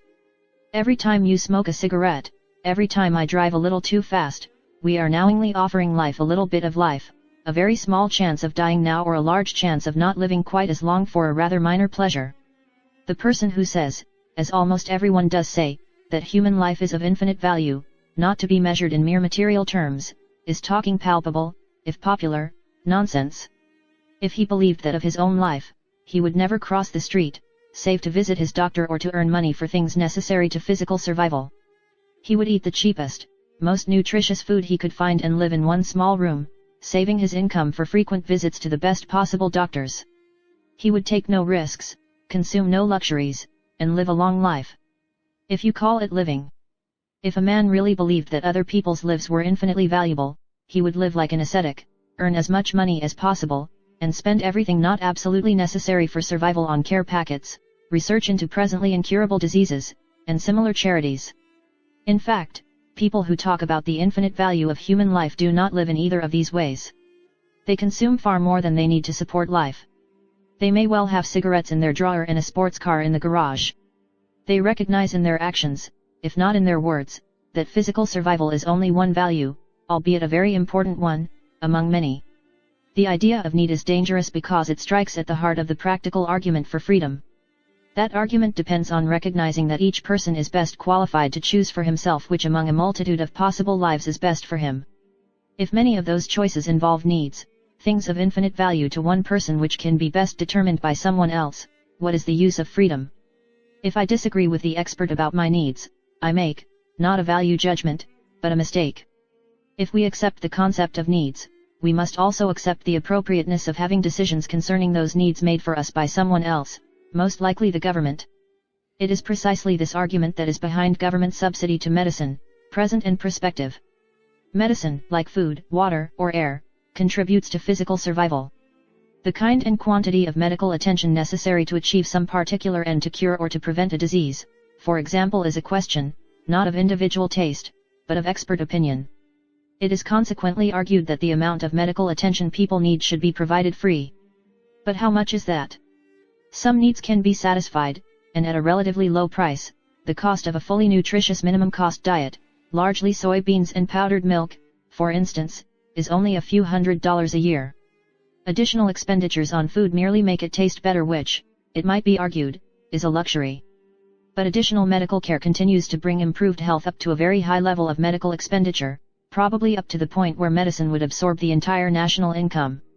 Does that mean that we should satisfy our need for medical care by having everyone in the country become a doctor, save those absolutely needed for the production of food and shelter? Obviously not. Such a society would be no more attractive than the life of the man who really regarded his life as infinitely valuable. The error is in the idea that improved health is worth having at any price, however large, for any improvement in health, however small. There is some point at which the cost, in time and money, of more medical care is greater than the resulting increase in health justifies. Where that point occurs depends on the subjective value to the person concerned of good health, on the one hand, and the other things he could buy with the money, or do with the time, on the other. If medical care is sold on the market, like other goods and services, individuals will consume it up to that point and spend the rest of their money on other things. Through Medicare, government makes the decision. It forces the individual to buy a certain amount of medical care, whether he thinks it is worth the price or not. A program such as Medicare may also transfer money from one person to another. Such an effect is often cited by those who claim that such programs make it possible for the poor to get good medical care that they could not otherwise afford. If so, the transfer should be evaluated separately from the specifically medical part of the program. If transferring money from the rich to the poor is good, it can be done without any program of compulsory medical insurance. If compulsory medical insurance is good, it can be done without any transfer. There is no sense in using the transfer to defend the insurance. In fact, it is very questionable whether government medical programs transfer money from rich to poor. There is evidence that socialized medicine in Britain has had the opposite effect. The upper income classes pay higher taxes, but they also, for various reasons, take much greater advantage of the services. In America, Medicare has been tacked onto Social Security, an existing system of compulsory insurance which, as I showed in an earlier chapter, probably transfers income from the poor to the not poor. If past experience is any guide, the poor are not likely to get much that they do not pay for and may pay for things they do not get. The principal effect of such programs, on them as on everyone else, is to force them to pay for services that they would not buy willingly because they do not think them worth the price. This is called helping the poor. Defenders of such programs always argue that the poor are so poor that they cannot afford vital medical care. What this means, presumably, is that they are so poor that in order to pay for even minimal medical care they would have to give up something even more vital, food, for instance. But since the benefits the poor receive are usually paid for by their own taxes, the situation is only made worse. Instead of having to give up medical care in order to eat, the poor are commanded to give up eating in order to get medical care. Fortunately, the situation is rarely that bad. Lurid reports to the contrary, most poor people are not on the edge of literal starvation. Evidence indicates that in this country the number of calories consumed is virtually independent of income. If the poor spent more of their own money on doctors, they would not starve to death, they would merely eat worse, wear worse clothes, and live in even worse housing than they now do. If they do not spend very much money on medical care, it is because that cost, which they are in an excellent position to evaluate, is too high. If people who have more money wish to donate it to providing medical care to the poor, that is admirable. If they wish to donate the money of the poor, it is not. Part 2.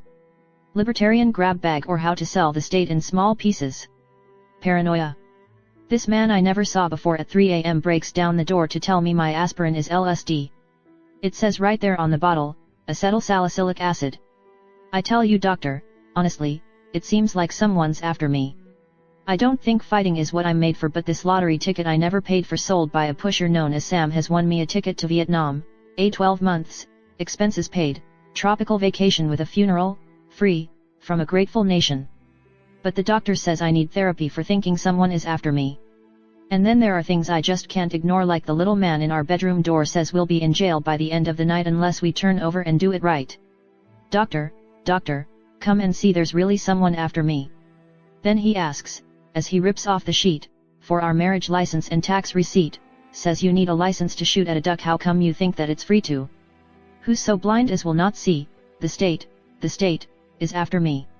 Sell the schools. Riddle of the year, how is a public school like the U.S. Post Office? Answer, it's inefficient, it costs more each year than the last, it is a perpetual subject of complaint about which nothing is ever done. It is, in short, a typical government monopoly. The post office is a legal monopoly, no one else can carry first-class mail for profit. The public school is a monopoly by virtue of the money it receives from state and local governments. In order to compete with it, an unsubsidized private school must be, not merely superior, but so much superior that its customers are willing to forego their share of that money. There is a simple solution. Governments should subsidize schooling instead of schools. This could easily be accomplished by a voucher system, under which each student would receive from the state a tuition voucher, redeemable by any qualified school, public, private, or parochial. The value of the voucher would be the state's per capita expenditure on schooling. Public school systems would have to support themselves on the money brought, in the form of vouchers, by their pupils. Private and parochial schools could, if they chose, supplement the vouchers with additional tuition, charitable donations, or church monies. The school system would then be open to real competition. An educational entrepreneur who found some way of providing a better education at a lower cost would make money and expand his operations. His competitors, public as well as private, would have to improve or shut down. Such an entrepreneur would have the best possible incentive to find good teachers and pay them what they are worth. Many different teaching methods would be tried. Those that failed would disappear, those that succeeded would be copied. The state would have to determine what was a qualified school in order to guarantee that the vouchers were spent on schooling. Some supporters of private education fear that this power would be used to control schools that are now independent. For that reason they either oppose all subsidies to private schools or prefer tax rebates. The trouble with tax rebates is that they are useless to the poor, who, since they get the worst education of all from the public schools, would be the greatest beneficiaries of a competitive system. If rebates are used, they should be combined with a system of direct vouchers for parents whose tax payments are less than the amount of the rebate. Even with rebates, the state, or the federal government, decides what qualifies as an educational expense. Even if there is no subsidy at all, there are still compulsory schooling laws. The state decides what is or is not a school. A state which wishes to control its private schools can do so now. The best solution to this problem would be for any state instituting a voucher system to include, as part of the initial legislation, the provision that any institution can qualify as a school on the basis of the performance of its graduates on objective examinations. In New York, for instance, the law might state that any school would be recognized if the average performance of its graduating class on the Regents exam was higher than the performance of the graduating classes of the bottom third of the state's public schools. A new school could operate provisionally, accumulating vouchers until its first class graduated. A school dealing with retarded or otherwise disadvantaged children could petition the state for special recognition if it was unable to meet the usual criterion. Such legislation would be sufficient to prevent parents from setting up fake schools in order to transfer the voucher money to their own pockets. At the same time, it would make it almost impossible for the state to control either the method or content of private schooling. The state could force schools to teach certain ideas, by putting them on the exam, but could not prevent them from teaching others and would have no control over how they were taught. A teacher who disagreed with the orthodox position could always tell his class that this is what the examiners want you to write on the test. On the other hand, what I think is true is, a voucher system, with such precautions, would not only prevent the state from controlling the pupils now in private schools, it would also greatly reduce the state's power over students who are now in public schools. According to a Gallup poll some years ago, 30% of parents would send their children to private schools if they were free, and 29% would send them to parochial schools. Parochial schools already charge less than the amount the state spends on public schools, so with vouchers they could be free. Present private schools could charge much lower tuition, and a few of them, as well as many of the new schools set up to compete with the public schools, would be free. Thus the number of pupils in schools run by the state would be cut in half. For those people who view the power of government to make sure that everyone learns the same things in the same way as desirable, this is a disadvantage of the voucher system. For those of us who prefer a free and diverse educational system, it is an advantage. It is possible that the Supreme Court would forbid the use of vouchers by parochial school pupils, on the grounds that it violated the separation of church and state. Similar legal difficulties have arisen in the past over segregated schooling. In the Prince Edward County, Virginia, case, the court ruled that state aid to private school pupils could not be used as a device to avoid integration. Presumably this would mean that racially segregated schools could not receive voucher funds. If the court made a similar ruling with regard to religious schools, the voucher system could still function, but would be restricted to private schools. When I first wrote this chapter around 1970, it was unclear what position the court would take on whether it was constitutional to use vouchers for religious schools. When I revised it in 1988 it was still unclear, but the odds that the court would rule them constitutional had improved somewhat, at least in the judgment of a law professor friend of mine who specializes in church-state issues. Whatever the court rules, is the voucher system in fact an illegitimate subsidy of religion? No.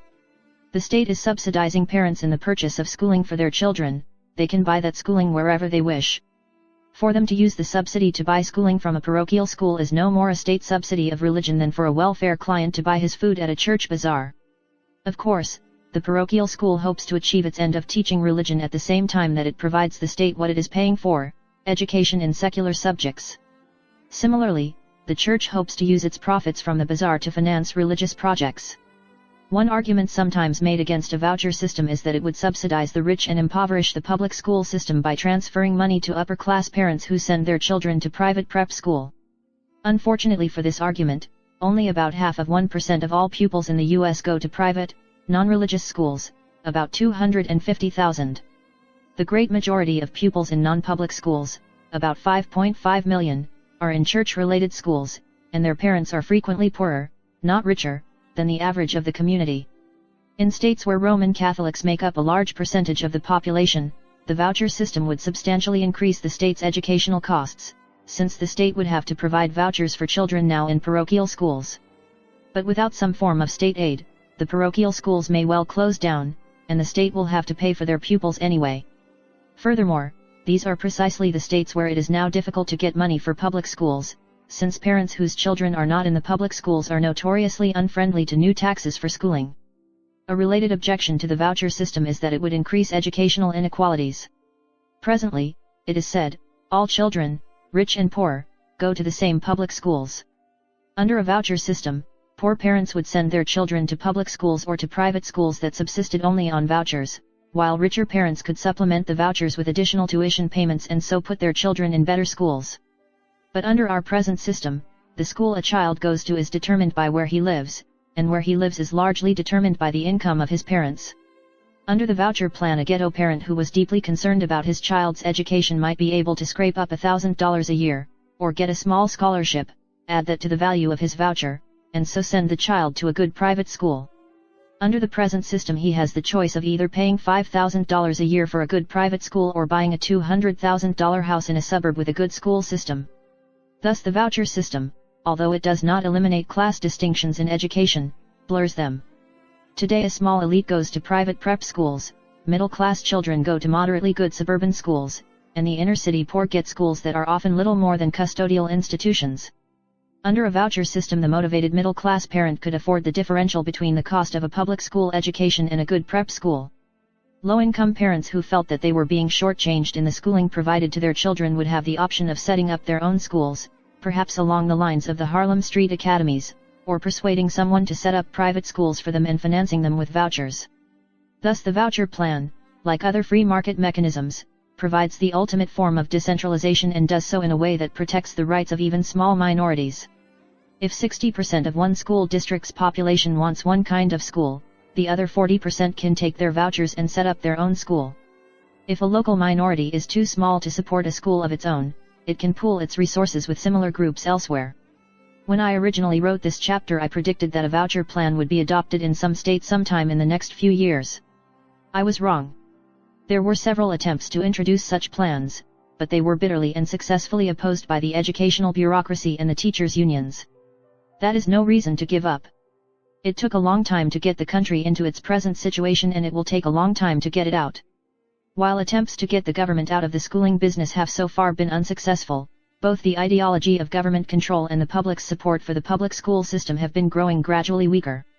I am not willing to make any more predictions, but I can still hope. For years we have been told that all the public school system needs is more money. For years we have watched its per pupil spending rise, with little visible effect on quality. It is time to try something new. A radical critique of American universities. In some universities the teacher is prohibited from receiving any honorary or fee from his pupils, and his salary constitutes the whole of the revenue which he derives from his office. His interest is, in this case, set as directly in opposition to his duty as it is possible to set it. It is the interest of every man to live as much at his ease as he can, and if his emoluments are to be precisely the same, whether he does, or does not perform some very laborious duty, it is certainly his interest, at least as interest is vulgarly understood, either to neglect it altogether, or, if he is subject to some authority which will not suffer him to do this, to perform it in as careless and slovenly a manner as that authority will permit. If he is naturally active and a lover of labor, it is his interest to employ that activity in any way, from which he can derive some advantage, rather than in the performance of his duty, from which he can derive none. If the authority to which he is subject resides in the body corporate, the college, or university, of which he himself is a member, and in which the greater part of the other members are, like himself, persons who either are, or ought to be, teachers, they are likely to make a common cause, to be all very indulgent to one another, and every man to consent that his neighbor may neglect his duty provided he himself is allowed to neglect his own. In the university at Oxford, the greater part of the public professors have, for these many years, given up altogether even the pretense of teaching. In a state or religious university a professor will probably not be allowed to neglect his duty altogether. All that his superiors, however, can force him to do, is to attend upon his pupils a certain number of hours, that is, to give a certain number of lectures in the week or in the year. What those lectures shall be, must still depend upon the diligence of the teacher, and that diligence is likely to be proportioned to the motives which he has for exerting it.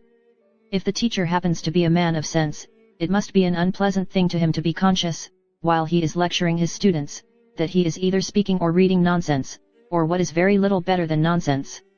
It must too be unpleasant to him to observe that the greater part of his students desert his lectures, or perhaps attend upon them with plain enough marks of neglect, contempt, and derision. If he is obliged, therefore, to give a certain number of lectures, these motives alone, without any other interest, might dispose him to take some pains to give tolerably good ones. Several different expedients, however, may be fallen upon, which will effectually blunt the edge of all those incitements to diligence.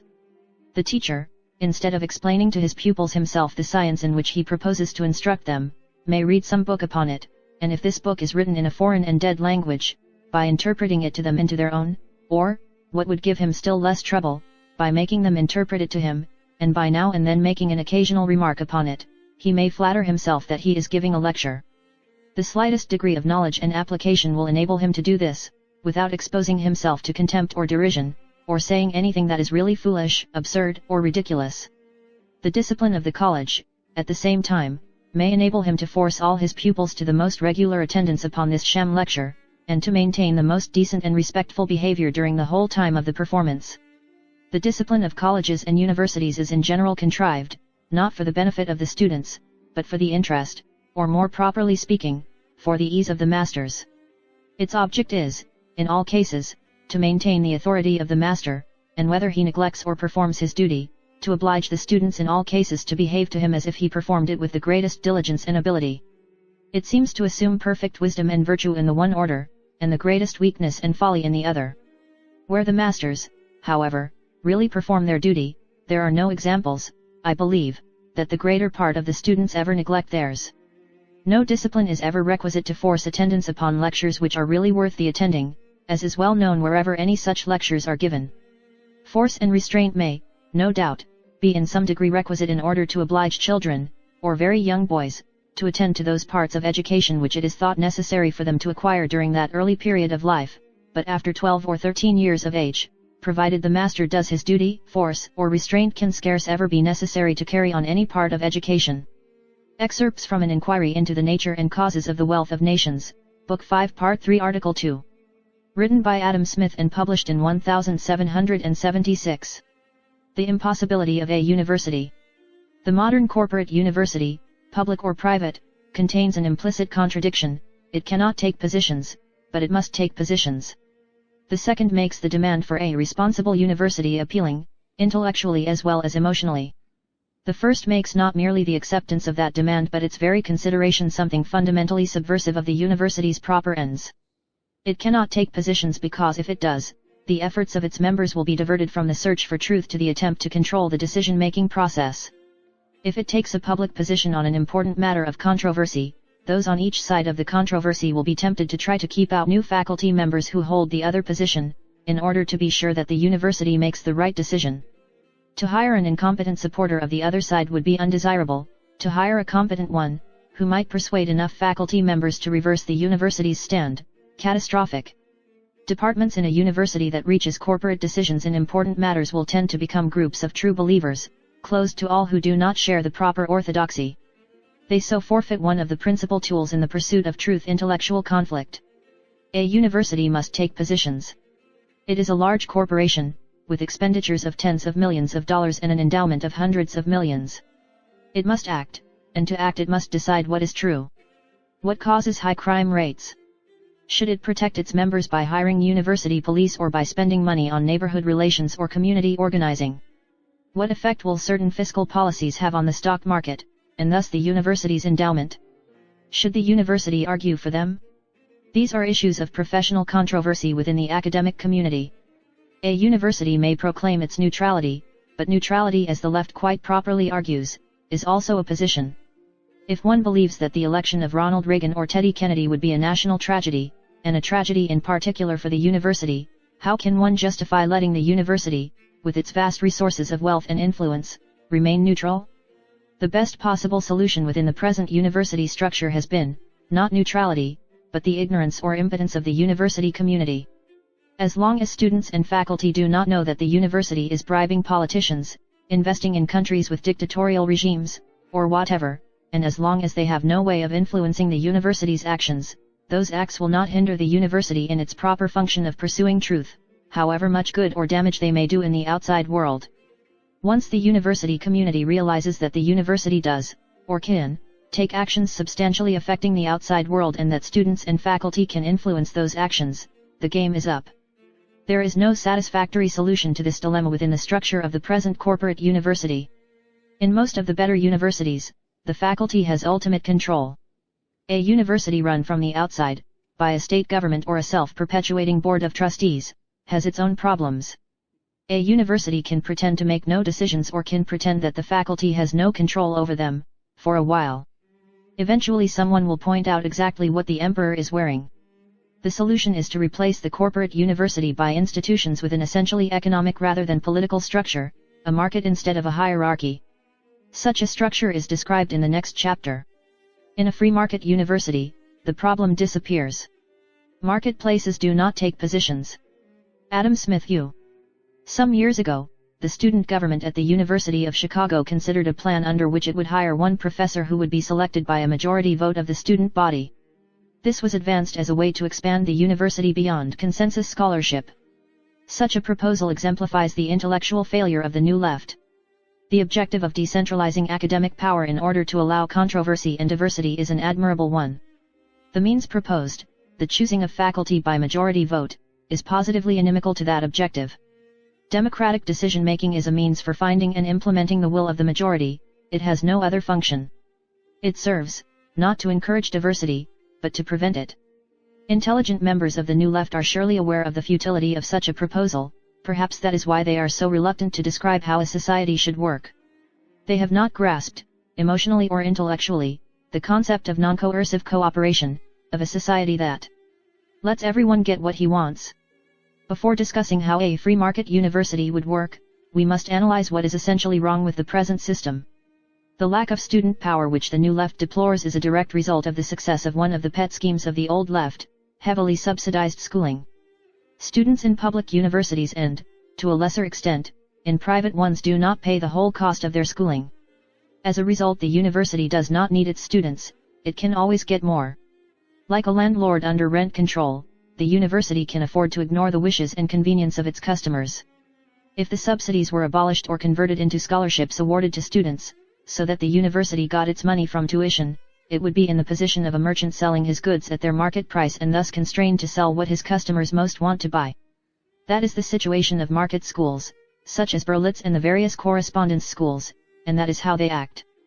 A university of the present sort, even if financed entirely from tuition, would still be a centralized, bureaucratic organization.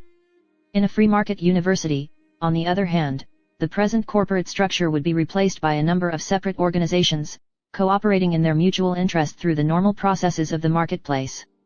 These presumably would include one or more businesses renting out the use of classrooms, and a large number of teachers, each paying for the use of a classroom and charging the students who wished to take his course whatever price was mutually agreeable. The system thus would be ultimately supported by the students, each choosing his courses according to what he wanted to study, the reputation of the teacher, and his price. Other organizations might coexist with these. There might be one that did nothing but give examinations in various subjects and grant degrees to those who passed. Presumably, teachers would be hired to spend part of their time writing and grading such examinations. Another might perform clerical functions, printing a course catalog listing courses that were being offered and their prices, or compiling transcripts for those students who wanted them and were willing to pay for them. There might be groups publishing and selling evaluations of teachers and courses, like the Confidential Guide compiled by the Harvard Crimson. There might be research groups, working in the same community in order to allow researchers to supplement their income by teaching and in order to use students as inexpensive research assistants. Some members of the community might be simultaneously teaching elementary courses in a subject and paying other members for advanced instruction.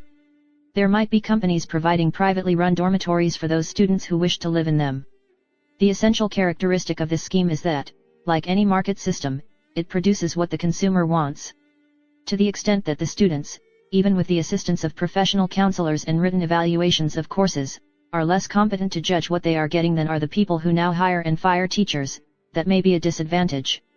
But it does guarantee that it is the student's interest, not the interest of the university as judged by the university, that determines what teachers are employed. Under the sort of market system I have described, a majority of students, even a large majority, can have only a positive, not a negative, effect on what is taught. They can guarantee that something will be taught but not that something will not be. As long as there are enough students interested in a subject that a teacher can make money teaching it, that subject will be taught, however much other students dislike it. The market system accomplishes the objective of the New Left's proposal. It might be possible to reform our present universities in the direction of such free market universities. One way would be by the introduction of a tuition diversion plan. This arrangement would allow students, while purchasing most of their education from the university, to arrange some courses taught by instructors of their own choice. A group of students would inform the university that they wish to take a course from an instructor from outside the university during the next year. The university would multiply the number of students by the average spent from each student's tuition for the salary of one of his instructors for 1 quarter. The result would be the amount of their tuition the group wished to divert from paying an instructor of the university's choice to paying an instructor of their own choice. The university would offer him that sum to teach the course or courses proposed. If he accepted, the students would be obligated to take the course. The university would determine what credit, if any, was given for such courses. The number each student could take for credit might at first be severely limited. If the plan proved successful, it could be expanded until any such course could serve as an elective. Departments would still decide whether a given course would satisfy specific departmental requirements. A tuition diversion plan does not appear to be a very revolutionary proposal. It can begin on a small scale as an educational experiment of the sort dear to the heart of every liberal educator. Such plans could, in time, revolutionize the universities. At first, tuition diversion would be used to hire famous scholars on sabbatical leave, political figures of the left or right, film directors invited by college film groups, and other such notables. But it would also offer young academics an alternative to a normal career. Capable teachers would find that, by attracting many students, they could get a much larger salary than by working for a university. The large and growing pool of skilled freelance teachers would encourage more schools to adopt tuition diversion plans and thus simplify their own faculty recruitment problems. Universities would have to offer substantial incentives to keep their better teachers from being drawn off into freelancing. Such incentives might take the form of effective market structures within the university, rewarding departments and professors for attracting students. Large universities would become radically decentralized, approximating free market universities. Many courses would be taught by freelancers, and the departments would develop independence verging on autarky. Under such institutions, the students, although they might have the help of advisory services, would have to take the primary responsibility for the structure of their own education. Many students enter college unready for such responsibility. A competitive educational market would evolve other institutions to serve their needs. These would probably be small colleges offering a highly structured education with close personal contact for students who wish to begin their education by submitting to a plan of study designed by those who are already educated. A student could study at such a college until he felt ready to oversee his own education and then transfer to a university. It is time to begin the subversion of the American system of higher schooling, with the objective not destruction but renaissance. Open the gates. Give me your tired, your poor, your huddled masses yearning to breathe free, the wretched refuse of your teeming shore. Send these, the homeless, tempest-tossed to me, I lift my lamp beside the golden door. Verse engraved on the base of the Statue of Liberty. Until the middle of the 1920s, this country followed a general policy of unrestricted immigration. Except for some exclusion of Orientals, anyone who wanted to come was welcome. From 1905 to 1907, and again in 1910, 1913, and 1914, over 1 million immigrants a year came. They and their descendants have created a large part of our economic and cultural wealth. It would be hard to find any major public figure willing to argue that this policy was a mistake. It would be almost as hard to find a major public figure who would advocate a return to that policy. Recent debates have been on how we should allocate and enforce our limited immigration quota among different nationalities, not on whether the quota should exist. In my opinion, the restriction on immigration is a mistake. We should abolish it tomorrow and reopen the most successful attack on poverty the world has ever seen. One danger in this policy is that poor immigrants might come with the intent of somehow surviving until they became citizens, and then going on welfare. I therefore include in my proposal the condition that new immigrants should face a 15-year residency requirement before they become eligible for welfare. I also suggest that the federal and state minimum wage laws be altered so as not to cover new immigrants, or, better yet, be repealed. We would receive a vast flood of immigrants, probably more than 1 million a year, possibly several million. Most would come from Asian and Latin American countries. Most would be poor. Many would work as unskilled labor for the first generation, as did most of the previous immigrants. They would bring with them levels of education, nutrition, and health, which would appall our social workers. They would live, by our standards, very badly, but they would live well by their former standards, and that is why they would come. Unrestricted immigration would make us richer, as it has in the past. Our wealth is in people, not things. America is not Kuwait. If a working wife can hire an Indian maid, who earned a few $100s a year in India, to work for her at $6,000 a year, and so spend her own time on a $30,000 a year job, who is worse off? As long as the immigrants pay for what they use, they do not make the rest of the society poorer. If increased population makes the country more crowded, it does so only because the immigrants produce wealth which is worth more to the owners of land than the land is worth, and the immigrants are able to use that wealth to buy the land. The same applies to whatever the immigrants get on the free market. In order to appropriate existing resources for their own uses, the immigrants must buy them with new goods of at least equal value. The immigrants will get some governmental services for which they will not pay directly. They will also pay taxes. Given present conditions, I see no reason to expect that they will cost government more than government will cost them. The new immigrants will drive down the wages of unskilled labor, hurting some of the present poor. At the same time, the presence of millions of foreigners will make the most elementary acculturation, even the ability to speak English, a marketable skill. Some of the poor will be able to leave their present unskilled jobs to find employment as foremen of foreign work gangs or frontmen for foreign enterprises. More important than any of these economic effects is the psychological effect on the present poor. They will no longer be the bottom of the barrel, and as liberals have pointed out with some justice, it is where you are, not what you have, which defines poverty. Mobility will be restored. Each generation of immigrants will be able to struggle up to a position from which to look down on their successors. A policy of unrestricted immigration would bring us more than cheap unskilled labor. It would bring a flood of new skills, not least among them the entrepreneurial ability that has made Indian and Chinese emigrants the merchant classes of Asia and Africa. Once the new citizens become familiar with the language and culture of their adopted country, they will probably work their way into the great American middle class just as rapidly as did their predecessors of 80 years ago. It is a shame that the argument must be put in terms of the economic or psychological interest of the present generation of Americans. It is simpler than that. There are people, probably many millions, who would like to come here, live here, work here, raise their children here, die here. There are people who would like to become Americans, as our parents and grandparents did. If we want to be honest, we can ship the Statue of Liberty back to France or replace the outdated verse with new lines, America the closed preserve / that dirty foreigners don't deserve. Or we can open the gates again. Welcome, welcome, emigrant to my country, welcome home. Buffy St. Marie. Sell the streets. The slogan "Sell the streets" has long been used as an example of libertarian principles carried to a ridiculous extreme. That it might also be a practical proposal was first suggested to me by the late Robert Schuckman some 28 years ago. At the time, I was not convinced. Certainly there are practical difficulties in transferring the present system of governmentally owned streets and highways to private hands, although the difficulties are much less for newly created communities, some of which are already being set up with private road systems. The cost of negotiating private contracts to guarantee each homeowner access to his home and to define his legal rights and responsibilities with regard to access roads would be considerable. So are the costs of the present governmentally owned system. The rush hour problem is a good example. The size of city expressways is determined almost entirely by the peak traffic that they have to bear. The extra cost to the city of an additional driver at 3 a.m. is essentially zero. The roads are there anyway and nobody is using them.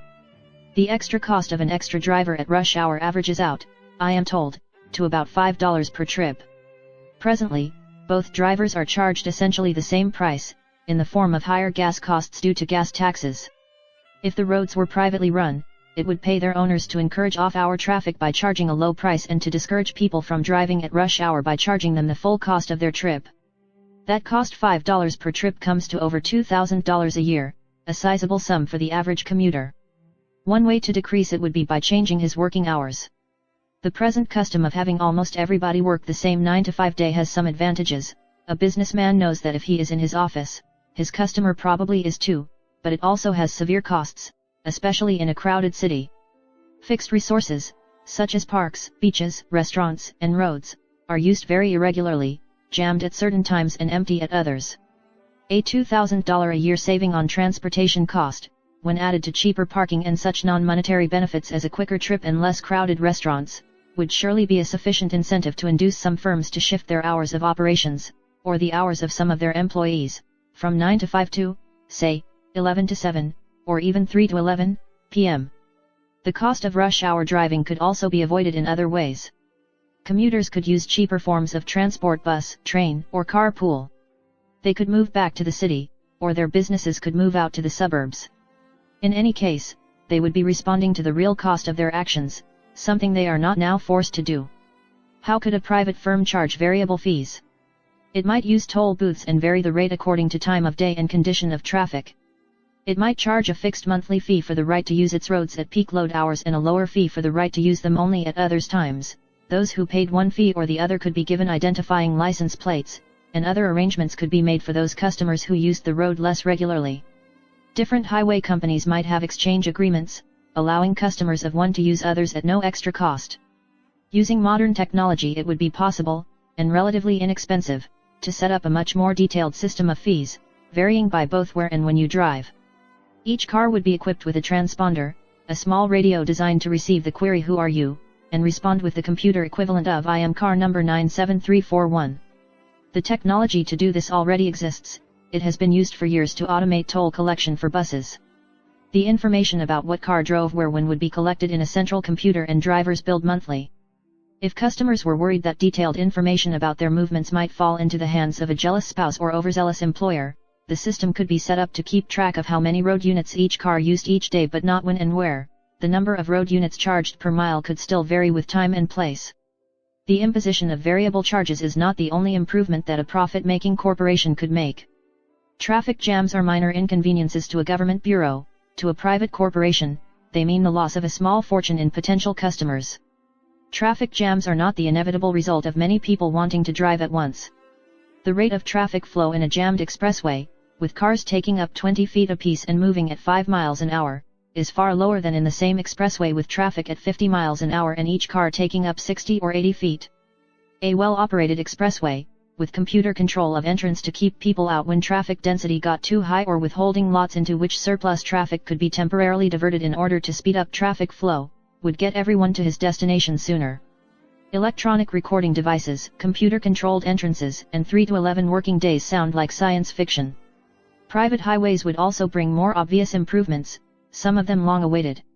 It would hardly pay a private corporation to clog its highway with repair crews through the rush hour and then send them home, leaving it empty of both cars and workmen at night. Any of these improvements could, in principle, be made by the socialist institutions now running our highways. None, so far as I know, has been. Meanwhile, our cities continue to clog their highways with heavily subsidized traffic, beg Washington for money, and blame the whole mess on private enterprise. This chapter was first written in 1969. A $2,000 savings in 1969 comes to about $6,000 $1989. 99 and 4400% built. I have solved the problem of urban mass transit. To apply my solution to a major city requires a private company willing to invest $1 million or so in hardware and a few million more in advertising and organization. The cost is low because my transit system is already over 99% built. Its essence is the more efficient use of our present multi-billion-dollar investment in roads and automobiles. I call it jitney transit. It can most easily be thought of as something between taxi cabs and hitchhiking. Jitney stops, like present-day bus stops, would be arranged conveniently about the city. A commuter heading into town with an empty car would stop at the first jitney stop he came to and pick up any passengers going his way. He would proceed along his normal route, dropping off passengers when he passed their stops. Each passenger would pay a fee, according to an existing schedule listing the price between any pair of stops. Would this be an efficient transportation system? Yes. Cars are inefficient only because they usually travel 3/4 empty. A full car is competitive with the usual forms of mass transport. Furthermore, cars already exist and are being driven hither and yon in great numbers. The additional cost of jitney transit is merely the cost of setting up the stops and arranging price schedules and the like. Would commuters be willing to carry passengers? Given certain conditions, which I will deal with later, yes, the additional income from doing so would be far from trivial. Assume a charge of $2 a head. A commuter who regularly carried 4 passengers each way, 5 days a week, would make $4,000 a year, no mean sum. He would also convert his automobile, for tax purposes, into a business expense. There are 2 difficulties with jitney transit. The first is safety. The average driver is not eager to pick up strangers. This might be solved by technology. The firm setting up the jitney stops could issue magnetically coded identification cards to both drivers and potential passengers. In order to get such a card, the applicant would have to identify himself to the satisfaction of the company. Each stop would have a card-reading machine, with 1 slot for the driver and 1 for the passenger. As each inserted a valid card, a light visible to the other would go on. In a more sophisticated system, the machine could have access to a list of stolen or missing cards. Insertion of a listed card would ring a bell in the local police station. The machine might even be able to record the pair of cards. If a driver or passenger were to disappear, the police would know just whom to look for. The cost of such security measures would be trivial compared to the cost of any of the current mass transit schemes. 400 jitney stops would blanket Chicago, with 1 every half mile in each direction. If the sign and the card reader cost $2,500 for each stop, the total cost would be $1 million. The other difficulty is political. Many large cities have regulations of one sort or another to control cabs and cab drivers. These would almost certainly prohibit jitney transit. Changes in such regulations would be opposed by bus drivers, cab drivers, and cab companies. Local politicians might be skeptical of the value of a mass transit system whose construction failed to siphon billions of dollars through their hands. Jitneys are not, as it happens, a new idea. They are a common form of transportation in much of the world. In the US they flourished briefly for a few years after World War I and were then legislated out of existence when the trolley car companies found they could compete more successfully in the political than in the economic market. You will find the whole story in the article by Eckert and Hilton cited in Appendix 2. Many years ago, I found myself at an airport, en route to the center of the city. Being at the time an impecunious student, I started looking for someone going the same way with whom I could split the cost of a cab. I was stopped by the driver of a limousine who carried passengers into town for a price slightly below cab fare. He gleefully informed me that what I was doing was illegal. I have no doubt that he was right. Out-of-town airline passengers, in that city or elsewhere, are not a powerful lobby. Perhaps I am being too ambitious. Before investing any money, even a measly $1 million, in jitney transit, we might test more modest proposals. As a first step, how about providing airports with signs for the various parts of town? Passengers could gather under the sign for their destination and arrange to share cabs. Don't hold your breath. A first step. In the Washington circles where great ideas are conceived and circulated before being released upon an unsuspecting public, the idea of metropolitan area government has been circulating for several years. Most big city governments, unlike the governments of towns, villages, and small cities, have been doing a very bad job of providing their citizens with public services and doing it at a very high cost. The idea is that this problem could be solved by making these governments even bigger. New York, which with 8 million people has proven virtually ungovernable, would, so this thesis holds, become as easy to govern as West Fairleigh, Vermont, if it annexed its neighboring suburbs and expanded itself into a metropolitan monster of 15 to 20 million. This idea was originated by the same genius who discovered that poverty, which is declining, is the cause of crime, which is increasing. I do not believe that if small governments are good and large governments bad, mammoth governments must be better. The proper lesson to be drawn is that our city governments are already far too large. Those who advocate decentralization as a solution to this problem usually mean administrative reorganization of the city governments. What is needed is decentralization of a more fundamental sort. Our cities should have elected sub-city governments, complete with mini-mayors, controlling areas with populations of no more than 100,000. These governments should take over the provision of police protection, schooling, and many other governmental services. Such governments are not, of course, too small to be practical. The great majority of the American population lives under local governments governing populations of fewer than 100,000, and the great majority of the American population gets better government services at lower cost than those of us who live in big cities. Some services, such as public transportation or city throughways, might best be handled by present city governments. If so, such services should be retained by them. Where the advantages of scale are less clear, in garbage collection, for example, the city government might offer subsidies the option of leasing the service from the city. This decentralization would strengthen local control of education, an objective shared by a wide range of well-meaning people, from black nationalists to anti-busing whites and from William F. Buckley to John Lindsay. Yet it need not prevent children from going to school anywhere they wish. Children from one subsidy could go to school in another, provided that their own subsidy paid an appropriate per capita cost. Such a system is frequently used in rural areas, where some towns cannot afford their own school. Similar arrangements would make possible special schools, such as Bronx Science in New York, run either by the city or by one of the subsidies. Decentralization is equally important for the police force.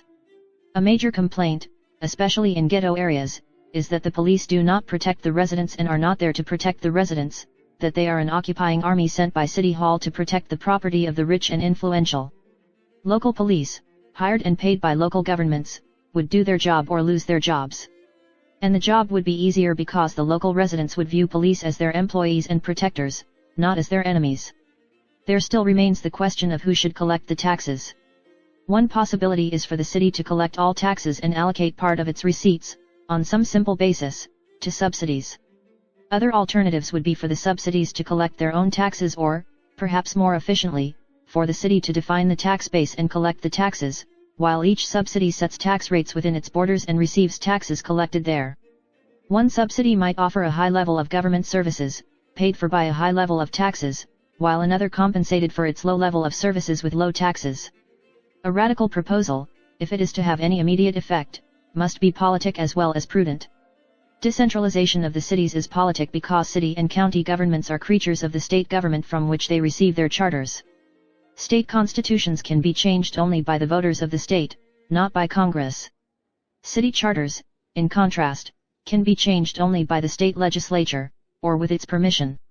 It happens that most big cities are run by Democrats and located in states run by Republicans.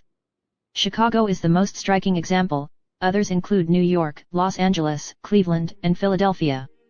Under present institutions, a Democratic mayor who controls 60% of the votes in a large city controls all of the spending, all of the patronage, all of the power.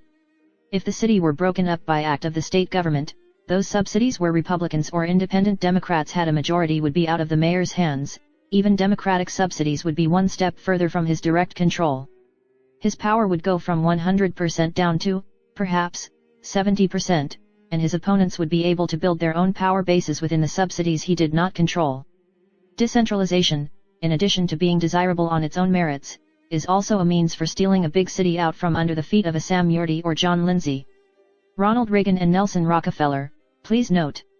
This chapter was written in 1969, readers should feel free to substitute current examples. Counterattack. Every day brings news of intrusions by government into the rapidly contracting area reserved to private enterprise. To fans of the zeitgeist, surfers on the wave of the future of capitalism looks as bright as the future of the dodo. They are wrong. The counterattack is moving forward. Wherever there is a government monopoly, there is inefficiency, bad service, and an opportunity for profits. Capitalism is striking back. The most publicized such monopoly is the post office. There the advancing forces of capitalism have forced the government monopoly, in spite of its massive federal subsidy, to take legal action to limit private competitors. There exists a government monopoly bigger and more inefficient than the post office. It is a service industry run so inefficiently that customers frequently wait in line for years before receiving any attention and spend years more waiting for the government to finish a job that should require a week or two. It is not surprising that 80 to 90% of the customers give up, go home, and do the work themselves. I refer, of course, to the service of arbitrating and enforcing private contracts. This service is now performed primarily by the civil courts. It could be performed better by private institutions. Sometimes it is. Those who compete with the courts in this business are called arbitrators. The largest organization in the business is, I believe, the American Arbitration Association. Corporations, especially those operating internationally and therefore subject to the complications of international law, sign contracts in which they agree that any dispute over the meaning of the contract will be arbitrated by the AAA. Normally, such contracts cover matters where it is more important that a decision be immediate than what the decision is. If such a matter goes to court, both parties will forget what the disagreement was about long before the case is settled. Arbitration provides a faster and cheaper way of resolving such disputes. Arbitration arrangements without some enforcement mechanism are a satisfactory substitute for the courts when the problem is merely an honest disagreement and the matter being settled is less important than continued good relations between the two parties. In other cases, arbitration may be unsatisfactory if the arbitrator, unlike the court, has no way of enforcing his decisions. If one party refuses to accept a decision, the other's only recourse is to go to court in the hope that the settlement, when it finally comes through, will be of some use to his grandchildren. A large part of the potential business for arbitration involves contracts for which some enforcement mechanism is needed. An entrepreneur able to provide such enforceable arbitration should be able to make a great deal of money. Billions are spent now on buying the same service from the court system. A good private institution should be able to turn a substantial fraction of those billions into profits. I can think of two ways in which such enforceable arbitration could be provided without involving the government court system.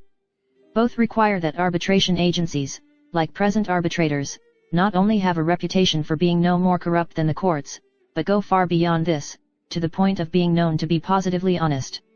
There is evidence that corporations with such a reputation will develop if there is a market for them. Some years ago, for instance, American Express assumed someone else's debt, amounting to a substantial fraction of its profits for that year, although it had no legal responsibility to do so. American Express did so because it was arguable that American Express was morally responsible, and since the firm is in the business of producing money, which it does much better than the government, incidentally, its reputation for scrupulous honesty was worth more to the company than the cost of assuming the debt. The first method of enforcement would be for the two contracting parties to turn over to the arbitration firm a sum equal to the maximum penalty provided for under the contract. The arbitration firm would have complete discretion to do what it wished with the money. In case of a breach of contract, it would allocate an appropriate amount of one firm's money to the other. When the contract expired, it would return the money, plus interest, to the contracting parties, after deducting a prearranged fee. There would be no court-enforced contract between the contracting firms and the arbitrator.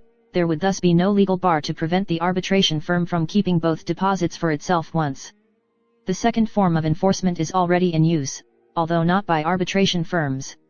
In its present form it is called a credit rating. Any firm which agreed to have a contract arbitrated and then refused to go along with the arbitration would be blacklisted by the arbitration agency, forbidden to use its services again. Before two firms signed an arbitration agreement, each would first check with all the reputable arbitration agencies to make sure the other firm was not on such a blacklist. since there would be little point in signing an arbitration agreement with a firm that had reneged on such agreements in the past. Thus a blacklisted firm would be forced to make its contract enforceable in the courts instead of by arbitration. With the courts as bad as they now are, the unavailability of the arbitration mechanism would be a serious cost. Thus the threat of blacklisting would be an effective sanction to enforce compliance with arbitrated contracts. Under such a system there would develop two sorts of firms, those that had virtually all their contracts arbitrated and had a reputation of always abiding by the arbitration, and those that used court-enforced contracts instead. The first group would have an obvious competitive advantage. Honesty does pay. Such free enterprise mechanisms need not be limited to civil cases involving explicit contracts. Many personal injury cases could be covered by arbitration agreements among insurance companies, as could other kinds of civil cases. To some extent this already happens. Present insurance companies not only provide the service of pooling their customers' risks, but also provide, by negotiations among themselves aimed at settling out of court and thus avoiding legal costs, a partial substitute for the courts. This job could perhaps be done better by firms whose sole business was such arbitration. A potential arbitrator has a multi-billion-dollar market now almost completely in the hands of a government monopoly selling low-quality services at an exorbitant price. All you need to go into business is honesty, ingenuity, hard work, and luck. Might have been. Since Apollo 11, opposition to the space program has come almost entirely from critics on the left, who argue that it consumes resources badly needed on Earth. Few of them made that objection to Sputnik. Perhaps they object, not to the space race, but to America winning it. Just as many of them oppose, not our intervention in Vietnam, but our choice of sides. Most conservatives seem now to have accepted, and even embraced, the space program, and with it the idea that the exploration of space can only be achieved by government. That idea is false. If we had not been in such a hurry, we not only could have landed a man on the moon, we could have done it at a profit. How? Perhaps as a television spectacular. The moon landing alone had an audience of 400 million. If pay TV were legal, that huge audience could have been charged several $1 billion for the series of shows leading up to, including, and following the landing. If the average viewer watched, altogether, 20 hours of Apollo programs, that would be about 25 cents an hour for the greatest show off Earth. After the landing, everyone from Columbia Gas to Stouffer's Foods tried to claim the credit. They could have been charged for the privilege. America's annual expenditure on advertising is about $20 billion. What company wouldn't give 10% of its advertising budget to be part of the biggest news story since the crucifixion? The moon rocks, after being studied, could have been auctioned off. So could stamps cancelled on the moon. The astronauts could have staked out a modest territorial claim to everything within 100 miles of the landing site and sold it. What would you pay for legal title to an acre of the moon? How about billboards on the moon with a small freight and installation charge?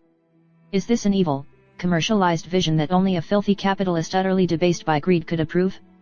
The alternative was to use the state's taxing power to take an average of $500 from every family in the country, willing or unwilling at the point of a metaphorical gun. Is that better than selling the commercial values of the program to willing customers? Greedy capitalists get money by trade. Good liberals steal it. A greedy capitalist could have sold the moon landing in 1969 for something over $5 billion. The government spent $24 billion to get to the moon. It costs any government at least twice as much to do anything as it costs anyone else. It would have cost something under $12 billion to produce the Apollo program privately. But Apollo was a crash program. If we had been in less of a hurry, it would have cost far less. While we were waiting, economic growth would increase the price of the moon and technological progress would cut the cost of getting there. We would have arrived, at a profit, sometime in the 70s. The American flag, on the moon or anywhere else, is worthless except as a symbol of men achieving their ends by voluntary association, cooperating through mutual exchange in a free society. Capitalism. It is in no way honored by spending billions of dollars of tax monies to put a piece of painted metal on the moon. Postscript, Friedman's Law. Skeptical readers may want evidence for my claim that it costs any government twice as much as it should to do anything. A domestic example is the post office.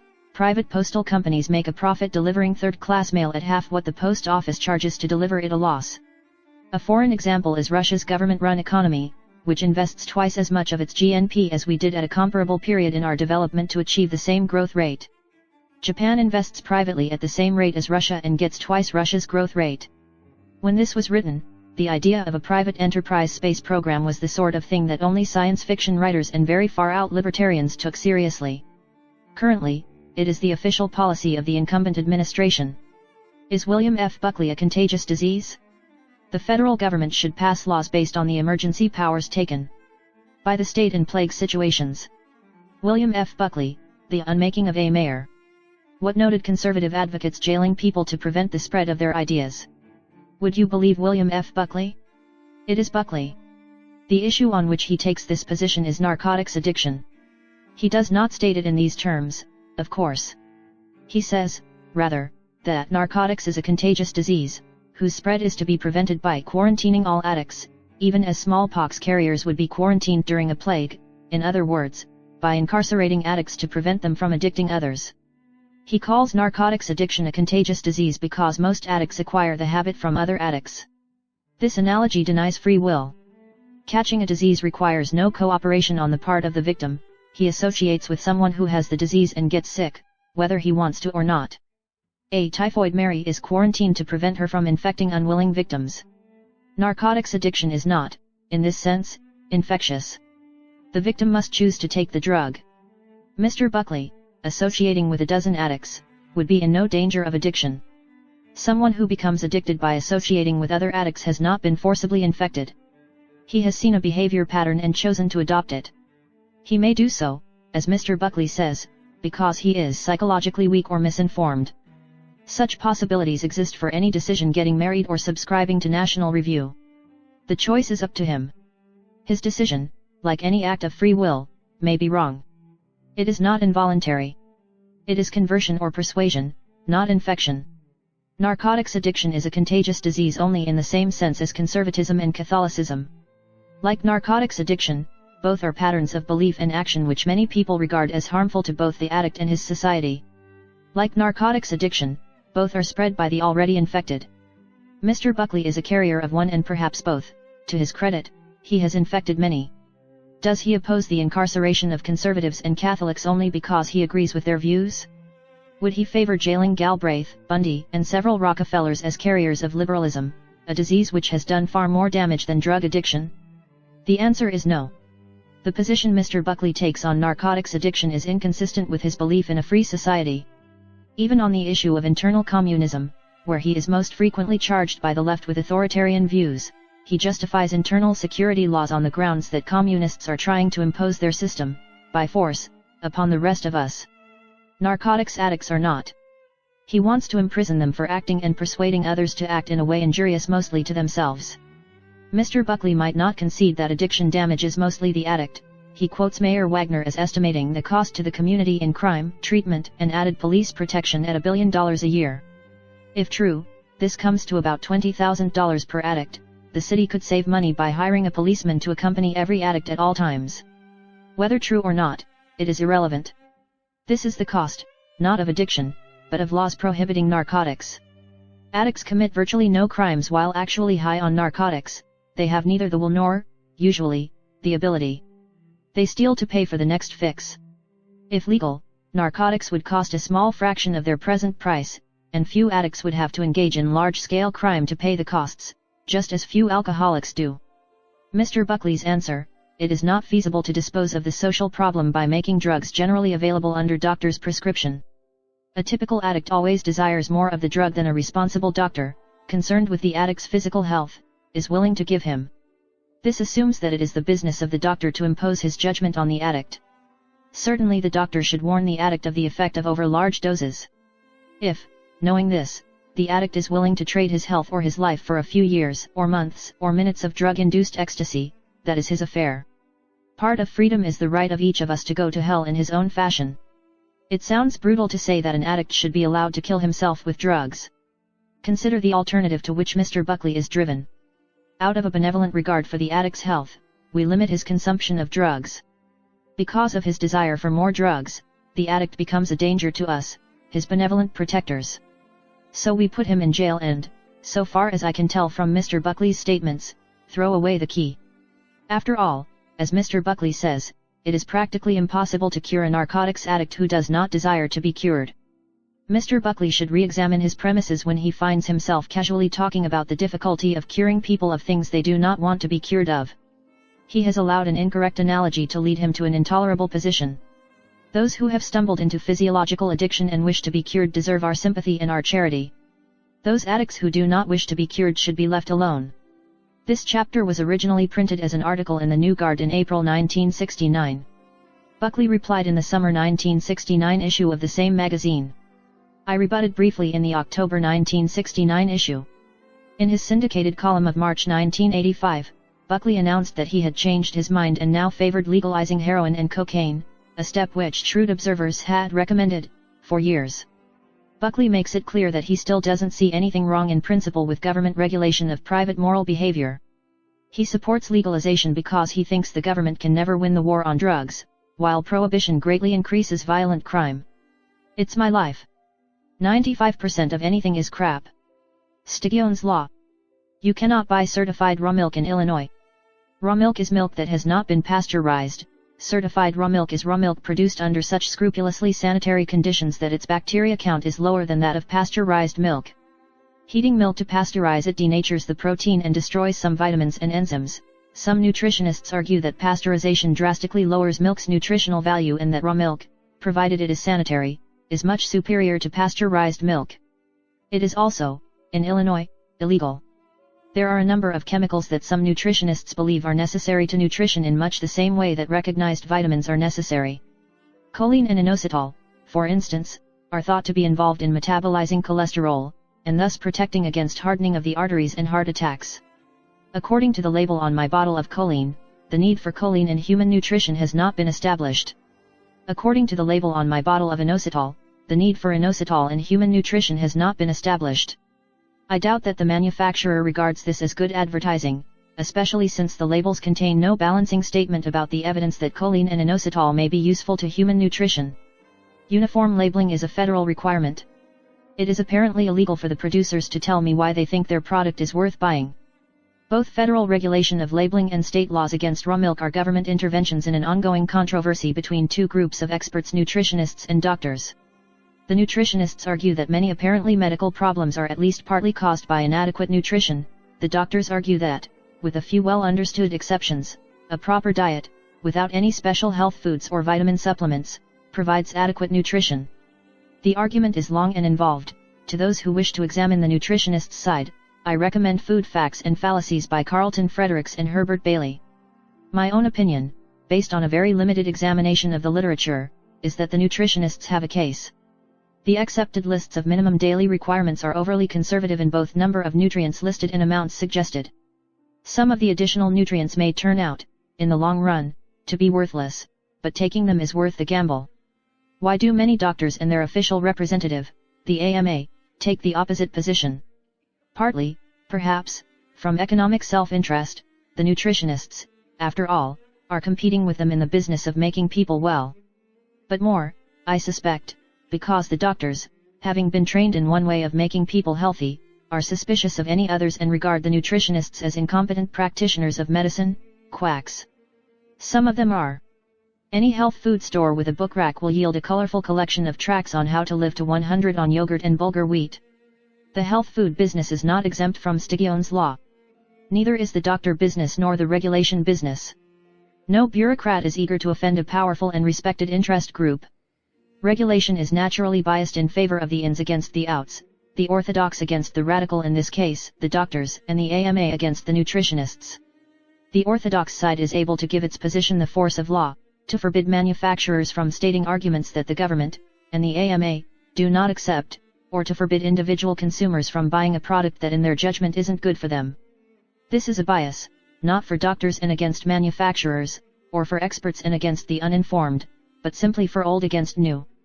The Food and Drug Administration, FDA, does not keep the food industry from labeling its breads and flours as enriched, even if, as many argue, more has been taken out than put back. The food industry is an established, respectable interest. It is only people with new and unpopular ideas who are likely to be labeled quacks or crackpots and treated accordingly. The same problem occurs in government regulation of pharmaceuticals. Here the FDA does not limit itself to censoring labels, it has the power to give or withhold permission to market dangerous drugs. Almost everyone approves of this power. The danger of an irresponsible producer releasing a new product prematurely, only to discover tragic side effects, is obvious. What is more natural than to have the government prevent such lethal gambles by keeping new drugs off the market until they are proven harmless? Why not play safe? But there is no way to play safe. If a useful new drug is kept off the market, people who might be saved if the drug were available will die. Caution kills. Whom it kills may not be obvious. Often the new drug is only an improvement on an old one, an improvement which might raise a cure rate from 80% to 85%. Which men and women and children make up the 5% killed by caution no one can ever know. Their deaths are statistics, not headlines. A statistical corpse is just as real as a thalidomide baby on the front page, it is just less visible. Visibility is an important element in politics, and the FDA is a political institution. Given a choice between one tragedy on the front page and 10 in the medical statistics, it inevitably prefers the latter. It thus has a strong bias in favor of over-regulating, of stifling medical progress in the name of caution. Drug companies have some of the same bias. Corpses on the front page are bad advertising. Damage suits can be expensive. But drug companies are also in the business of selling drugs to people who very much want to live. A new and improved product is a new source of income. The drug companies are, to some degree, in a position to balance the risk of tragedy against the value of a better chance at life to people who want to live it. My own conclusion that drug companies should be free to sell, and their customers to buy, anything, subject to liability for damages caused by misrepresentation must seem monstrous to many people. Certainly it means accepting the near certainty of a few people a year dying from unexpected side effects of new drugs. I believe the cost of our present policy, although less visible, is even higher. How high I cannot tell. I know that at least one doctor associated with the development of cortisone believes it would not now be available if the FDA had at that time enforced as stringent safety standards as it does now. The same has been said upon how much evidence I do not know of penicillin. There will doubtless be people who gamble their lives on the use of new and unsafe drugs and lose. Against that we must set the lives of the millions who would be dead today if we had played safe 50 years ago. The argument of this chapter received striking support in 1981, when the FDA published a press release confessing to mass murder. That was not, of course, the way in which the release was worded. It was simply an announcement that the FDA had approved the use of timolol, a SS blocker, to prevent recurrences of heart attacks. At the time timolol was approved, beta blockers had been widely used outside the US for over 10 years. It was estimated that the use of timolol would save from 7,000 to 10,000 lives a year in the US. So the FDA, by forbidding the use of SS blockers before L981, was responsible for something close to 100,000 unnecessary deaths. The rights of youth. A child, about 10 years old, ran away from home. When found by the police several months later, he was well fed, had money in his pocket, had a place to stay, and was known and liked by his neighbors. Since his own home was unsuitable, he was put in an orphanage. He faked a suicide attempt in order to get out and was sent to a mental hospital. The doctors found him completely sane but were reluctant to return him to the orphanage, both because he obviously disliked it and because he was a good influence on the other patients. As far as I know, he is still in the hospital. What rights should parents or, in their default, other adults, have over children? Philosophically, this involves the difficult problem of when a baby becomes, in some sense, a human being. Practically, I think that there is a simple solution. Any child above some very low age, say, 9 years old, who is willing to arrange for his own support should be free from the authority of his parents. For the first year of his freedom, the child would retain the option of returning to his family. During this period he might be required to visit the family and reaffirm his decision several times. After he had supported himself for a year, his parents would no longer be obligated to take him back. A child might support himself by his own efforts or by being adopted by another set of parents. In the latter case, the new parents would assume the obligations of support previously held by the natural parents. Persons wishing to help children and to protect them against unsuitable parents or other dangers could arrange suitable adoptions or set up free orphanages whose inmates would come by choice, not force. Children often run away from home, and 10-year-olds who can support themselves are rare, but the normal young runaway is unlikely to stay away more than a few days. A child of that age whose situation is sufficiently desperate to make him run away from home and stay away may be better off doing so. Teenagers present a more serious problem. Many run away and stay away for considerable periods. The decision to run away is doubtless a mistake in many cases.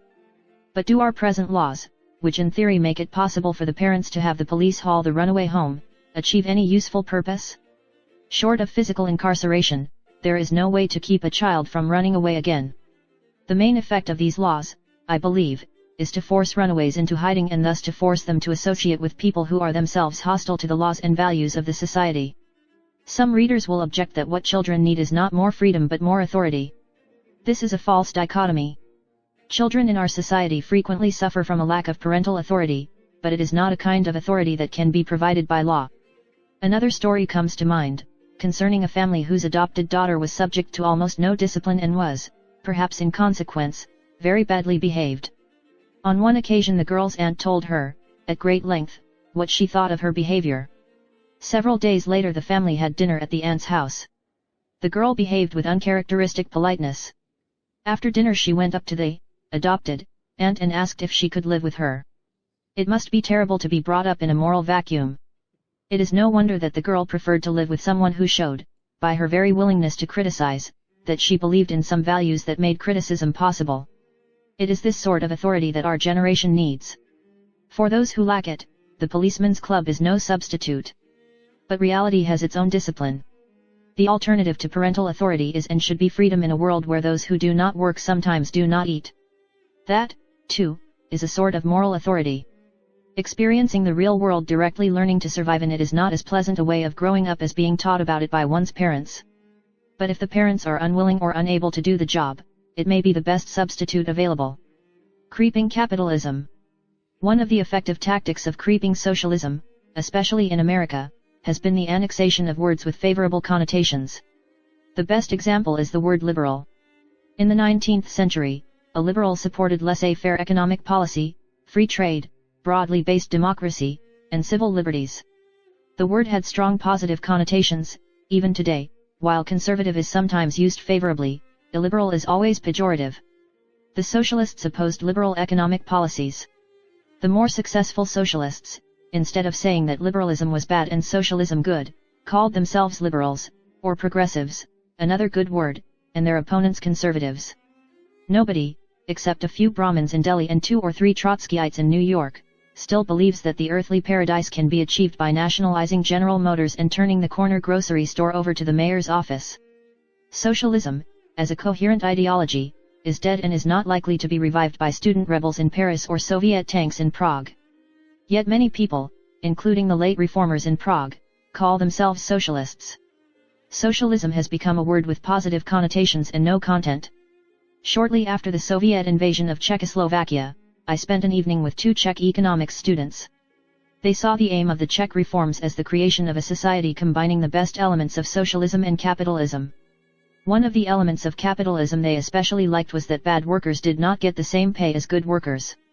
Whatever socialism meant to them did not include from each according to his ability, to each according to his need. They wished to preserve government health care and some other welfare measures, but these were not what they meant by socialism. To them, socialism meant a just society, a society where people were reasonably prosperous and reasonably free. It meant roughly what we mean by a liberal society. This, I think, is what socialism means to much of the world. If so, socialism need not be opposed, merely improved. Any change that makes a socialist society better makes it, by definition, more socialist. If people are convinced that state ownership and control do not work, as the Eastern Europeans by bitter experience are, then the changes that will make their society more socialist are changes such as the transfer of ownership and control from the state to workers. Cooperatives and, at a later stage, from workers' cooperatives to the workers themselves. The complete destruction of socialist institutions in the name of socialism is practical only if creeping capitalism tends to force itself to its logical conclusion. Otherwise socialists might move to some mixed economy, intermediate between capitalism and socialism, such as the present American economy, and stay there. As a libertarian, a liberal in the old sense, I would consider this unfortunate. Evidence that capitalism creeps is seen in Yugoslavia. Yugoslavian workers' cooperatives, which, in effect, own factories as corporations own them here, must get capital for investment from either their own profits or the government. Some cooperatives that could get large returns from capital investments do not have enough profits to finance them, and others have large profits which they would be willing to invest for a reasonable return, but do not need additional capital in their own operations. The obvious solution, as many Yugoslav economists realize, is to allow cooperatives to make loans to each other and charge interest. A worker cannot sell his share of his cooperative, which entitles him to a share of the profits, and he loses it on retirement. So the workers who control the cooperative have no incentive to make investments whose return will come after they retire. The solution is to make the share transferable, like a share of stock. Its market value would then depend on the expected future earnings of the cooperative. A long-term investment would lower the worker's dividends but raise the value of his share. This reform, when and if it is made, will constitute a further step in the effective conversion of Yugoslavia to a capitalist society. In describing the objective of the Czechoslovakian reforms, my Czech friends said that in the system the reformers wanted most products would be controlled by the price system, but prices of necessities, such as milk and bread, would be fixed by the government. I argued that if the price system was better for other things, it was even more important to use it for necessities. Their English was not very good, so there may have been some confusion at this point. What I think one of them said was yes. That's what our teachers say too. Your property is that which you control the use of. If most things are controlled by individuals, individually or in voluntary association, a society is capitalist. If such control is spread fairly evenly among a large number of people, the society approximates competitive free enterprise better than ours does. If its members call it socialist, why should I object? Socialism is dead. Long life socialism. If you want IT, buy IT. As the previous chapter suggests, there could exist a society which some socialists would call socialist but which I would regard as both capitalist and free. Such a society would be produced by combining the socialist principle of worker control with radical decentralization and the market structure that such decentralization necessitates. There would be no central authority able to impose its will on the individual economic units. Coordination would be by exchange, trade, by a market. Instead of firms, the normal form of organization would be workers' cooperatives controlled by their workers. As long as individuals are free to own property, produce, buy, and sell as they wish, the fact that most people choose to organize themselves into workers' cooperatives is no more a limitation on the society's freedom than is the fact that people in this country presently organize themselves into firms. It would, doubtless, be inconvenient for those who wanted things arranged differently, aspiring capitalists, for instance, who could find no workforce because all the workers preferred to work for themselves. In exactly the same way, our present society is inconvenient for a socialist who wants to set up a factory as a workers' cooperative but cannot find anyone to provide the factory. The right to trade only applies to a situation where the exchange is voluntary on both sides. I would have no objection to such a socialist society, beyond the opinion that its members were not acting in what I thought was their best interest. The socialists who advocate such institutions do object to our present society and would probably object even more to the completely capitalist society that I would like to see develop. They claim that the ownership of the means of production by capitalists instead of by workers is inherently unjust. I think they are wrong. Even if they are right, there is no need for them to fight me or anyone else. There is a much easier way to achieve their objective. If a society in which firms are owned by their workers is far more attractive than one in which they are owned by stockholders, let the workers buy the firms. If the workers cannot be convinced to spend their money, it is unlikely that they will be willing to spend their blood. How much would it cost workers to purchase their firms? The total value of the shares of all stocks listed on the New York Stock Exchange in 1965 was $537 billion. The total wages and salaries of all private employees that year was $288.5 billion. State and federal income taxes totaled $75.2 billion. If the workers had chosen to live at the consumption standard of hippies, saving half their after-tax incomes, they could have gotten a majority share in every firm in 2.5 years and bought the capitalists out, lock, stock, and barrel, in 5. That is a substantial cost, but surely it is cheaper than organizing a revolution. Also less of a gamble. And, unlike a revolution, it does not have to be done all at once. The employees of one firm can buy it this decade, then use their profits to help fellow workers buy theirs later. When you buy stock, you pay not only for the capital assets of the firm, buildings, machines, inventory, and the like, but also for its experience, reputation, and organization. If workers really can run firms better, these are unnecessary. All they need are the physical assets. Those assets, the net working capital of all corporations in the United States in 1965, totaled $171.7 billion. The workers could buy that much and go into business for themselves with 14 months' worth of savings. I do not expect any of this to happen. If workers wanted to be capitalists badly enough to pay that sort of price, many would have done so already. There are a few firms in which a large fraction of the stock is owned by the workers. Sears is the most prominent, but not many. Nor is there any good reason why workers should want to be capitalists. Capitalism is a very productive system, but not very much of that product goes to the capitalists. In that same year of 1965, total compensation of all employees, public and private, was $391.9 billion, almost 10 times the $44.5 billion that was the total profit after taxes of all corporations. After taxes, after corporate tax, the stockholders still have to pay income or capital gains taxes on those profits before they can spend them, just as the workers must pay income tax on their salaries. Scarce means finite. America, the land of the free. Free means you don't pay, doesn't it? Abbie Hoffman, Revolution for the Hell of It. Hoffman and others like him argue that the institutions of property, public or private, are obsolete and should be abolished. They claim that an increasingly automated economy can make all goods plentiful, so that property is no longer necessary, and that it now prevents us from producing all we could, that people might starve in a society with unlimited food. There are several things wrong with this argument. Many countries have access to modern technology and the resources needed to build automated factories of the sort imagined by believers in the cybernetic cornucopia. These countries have widely differing social, economic, and political systems.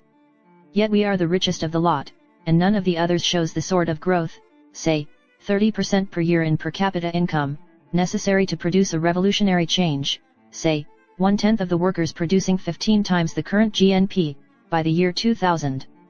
Even if productivity does increase enormously, the argument assumes that total demand is limited, otherwise increases in productivity will be met by increases in demand, as in the past, and the conflict between different people who want the same resources will still exist. Believers in such a saturation of demand argue that above some income, usually about twice their own, consumption ceases to be useful and becomes pure show, so that when production reaches this level, there need be no more scarce goods. This argument confuses amount of consumption with the physical quantity consumed. There is a limit to the amount of food I can eat or the number of cars I can conveniently use. There is no obvious limit to the resources that can be usefully employed in producing a better car or better food. For $10,000 a car can be made better than for $5,000, for $20,000, better than for $10,000. If the median income rises to $100,000 a year, we shall have no difficulty spending it. The argument also confuses the technical economic meaning of scarce resources with the conventional meaning of scarce. Even if no one is hungry, food is still scarce, since some cost must be incurred in order for me to have more or better food. Either someone has to give up food or someone must pay the cost of producing more. The opposite of a scarce good is not a plentiful good but a free good, something available in sufficient supply for everyone at no cost. Air was a free good until demand, for breathing and for carrying off industrial wastes, exceeded supply. A more relevant case might be book matches or sanitary drinking water, both of which must be produced, but whose cost is so low that it hardly seems worth the trouble of charging the individual user for them. They are therefore given away free, in loose conjunction with the sale of more expensive goods. No one has to pay to use a drinking fountain. If Hoffman is right and automation produces a median income of $1 million a year, no one will bother to charge for food. Food machines will be provided as a free amenity for the convenience of potential customers at the stores where whatever goods are worth selling, art, entertainment, spaceships, are sold, or they will be set up on street corners to commemorate dead spouses, just as water fountains are now. If medicine became automated and cheap, profit-grubbing capitalists would build free hospitals and make money renting out the interior walls as billboard space. The problem of plenty is not a new one for capitalism. It has dealt with that problem by providing more and better ways to use larger and larger incomes so successfully that Abbie Hoffman hardly realizes how rich we already are by the standards of previous centuries. Capitalism will continue to deal with the problem of plenty in the same way. It's only fair. Capitalism created the problem. Pollution. The pollution problem exists because certain things, such as the air or the ocean, are not property. Anyone who wishes to use them as garbage dumps is free to do so. If the pollution were done to something that belonged to someone, the owner would permit it only if the polluter were willing to pay him more than the damage done. If the polluters themselves owned the property they were polluting, it would pay them to stop if the damage they did were greater than the cost of avoiding it. Few of us want to dump our garbage on our own front lawns. If all the things polluted were private property, pollution still would not stop entirely. Nor should it. The only way to completely stop producing pollution is for all of us to drop dead, and even that would create at least a short-run pollution problem. The proper objective in controlling pollution is to make sure that it occurs if, and only if, the damage it does is less than the cost of avoiding it. The ideal solution is to convert unowned resources into property. One could, for instance, adopt the principle that people living along a river have a property right in the river itself, and that anyone who lowers the value of the river to them by polluting it, without first getting their consent, is liable to suit. Similar rules already exist in water-poor areas to define the rights of landholders to use up, in irrigation, rivers that run through their land. Some things, such as air, are extraordinarily difficult to deal with in this way.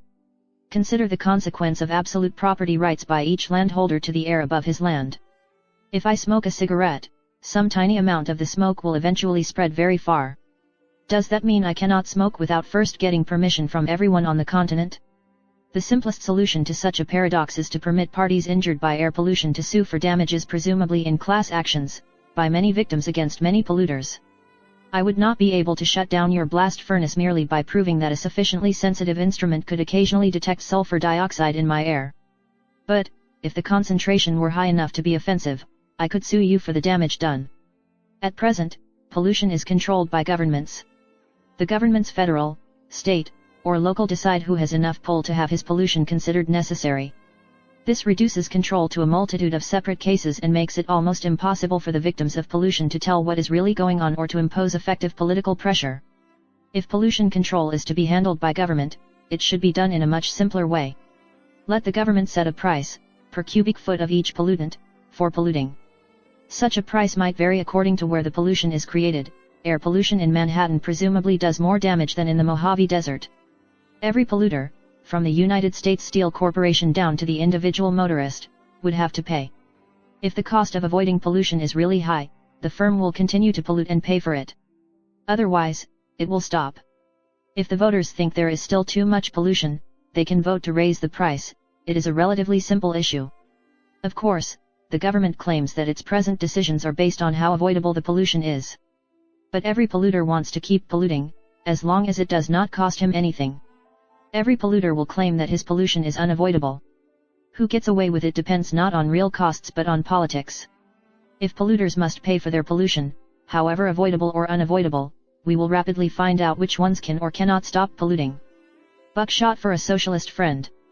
A man that'd expect to train lobsters to fly in a year is called a lunatic, but a man that thinks men can be turned into angels by an election is called a reformer and remains at large. M.R. Dooley. You object that even if private property institutions work perfectly, they are still unfair. Each consumer, by spending $1 on the goods he wants, votes for the production of those goods. Incomes are unequal, reflecting, if nothing else, unequal abilities, so some people have more votes than others. The ideal democratic socialist society, on the other hand, allocates resources democratically, each person having one vote. It is therefore superior to the ideal capitalist society. The analogy between spending and voting, although frequently used by defenders of capitalism, is imperfect. Equality aside, spending is a much superior, paradoxically, a much more egalitarian way of allocating resources. This is because $1, once spent, cannot be spent again, leaving you less to spend on something else. Your vote can be used over and over. Contrast the relationship between two men, one having an income of $10,000 a year and one of $5,000, with the relationship between two men, one part of a political faction with 10 votes, one part of a faction with 5. Bidding for necessities, the richer man outbids the poorer. If there were only enough food on the market for one man, it would be the poorer who would starve. But when the richer man is bidding for luxuries and the poorer man for necessities, the poorer man wins. Suppose the richer man, having bought enough flour to make bread for himself, wishes to buy the rest of the flour on the market to make papier-mâché for his children's Halloween masks. The poorer man still does not have anything to eat. He is willing to use as much of his income as necessary to bid for the flour. He gets the flour, and at much less than $5,000. The richer man already has used half his income buying flour for bread, since thereto, he was bidding against the poor. His remaining income is barely equal to that of the poorer man, and he certainly is not going to spend all of it, or even a substantial fraction, for Halloween masks. Now consider the same situation with votes. The man with the larger faction votes to have the flour given to him, and his allies, for bread. Then he votes to have the remaining flour given to them for making papier-mâché. He wins both times, 10-5. Since voting is much more of an all-or-nothing thing than spending, such inequalities as do exist have much greater effects. This may explain why in our society, where the poor are also politically weak, they do far worse on things provided by the government, such as schooling and police protection, than on those sold privately, such as food and clothes. Political institutions, such as congressional log rolling, have developed to mitigate the all-or-nothing features of voting. A congressman indicates how important his bill is to his constituents by how many votes on other bills he is willing to trade for support on his. This is an extremely crude and approximate substitute for the market, an attempt to represent, by bargaining among a few hundred men on a few thousand issues, the multitudinous diversity of 200 million lives. Could political institutions be created that would completely solve this problem? That question was investigated at considerable length by Ludwig von Mises in the 1920s. His arguments are in Socialism, an economic and sociological analysis, and, in a popularized form, in Henry Hazlitt's novel Time Will Run Back. The answer is no. By the time a democratic socialist has modified socialism sufficiently to make its political control mechanisms as accurate and sensitive as the economic control mechanisms of capitalism, he has reinvented capitalism. As the Yugoslavs have discovered. 2. You concede everything I say about the corruption of regulatory agencies into servants of the special interests they regulate and about the redistribution by government from poor to rich. I regard that as evidence against the institution of public property. You regard it as evidence against the institution of private property. You argue that it is the inequality of income, power, and status in this private property society that corrupts the elements of public property within it. It is only because some are richer than others that they have the power to make government steal from those others for their benefit. But stealing from the poor to benefit the not poor is by no means the only stealing the government does. Consider the cab. By fixing airline fares well above their market price, it benefits the airlines, which is to say their stockholders and employees, at the expense of airline passengers. By preventing the formation of new airlines, it benefits stockholders of existing firms at the cost of the potential stockholders, customers, and employees of the new airlines that might have been formed. Airline passengers are not poor. Some are doubtless richer than the average stockholder of an airline, and many are richer than the average airline employee. How is it that they find themselves on the wrong end of a government transfer? The answer can best be understood in terms of what economists call externalities. An externality is an effect of my actions which benefits or harms someone whom I cannot charge for the benefit or need not recompense for the loss. If, for instance, I burn leaves on my lawn and the smoke bothers my neighbors, I am imposing a cost on them which they cannot force me to pay for. I may burn the leaves, even though the real cost of doing so, including my neighbor's watering eyes, is larger than the cost of having them hauled away. This, as the opponents of capitalism correctly argue, is an imperfection in the functioning of a capitalist economy. Externalities play an enormously greater role in institutions controlled by voting. If I invest time and energy in discovering which candidate will make the best president, the benefit of that investment, if any, is spread evenly among 200 million people. That is an externality of 99.9999995%. Unless it is obvious how I should vote, it is not worth the time and trouble to vote intelligently, except on issues where I get a disproportionately large fraction of the benefit. Situations, in other words, where I am part of a special interest. Consider the cab again. In order for me, an occasional airline passenger, to do anything about it, I would have to keep track of how every member of the board voted, by whom he was appointed, and how my congressman voted on every bill connected with airline regulation.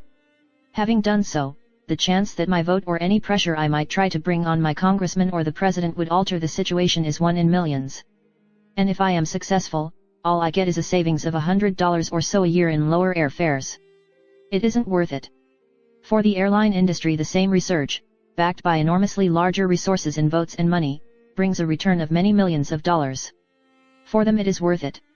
It is not that they are richer than all airline passengers combined, they are not.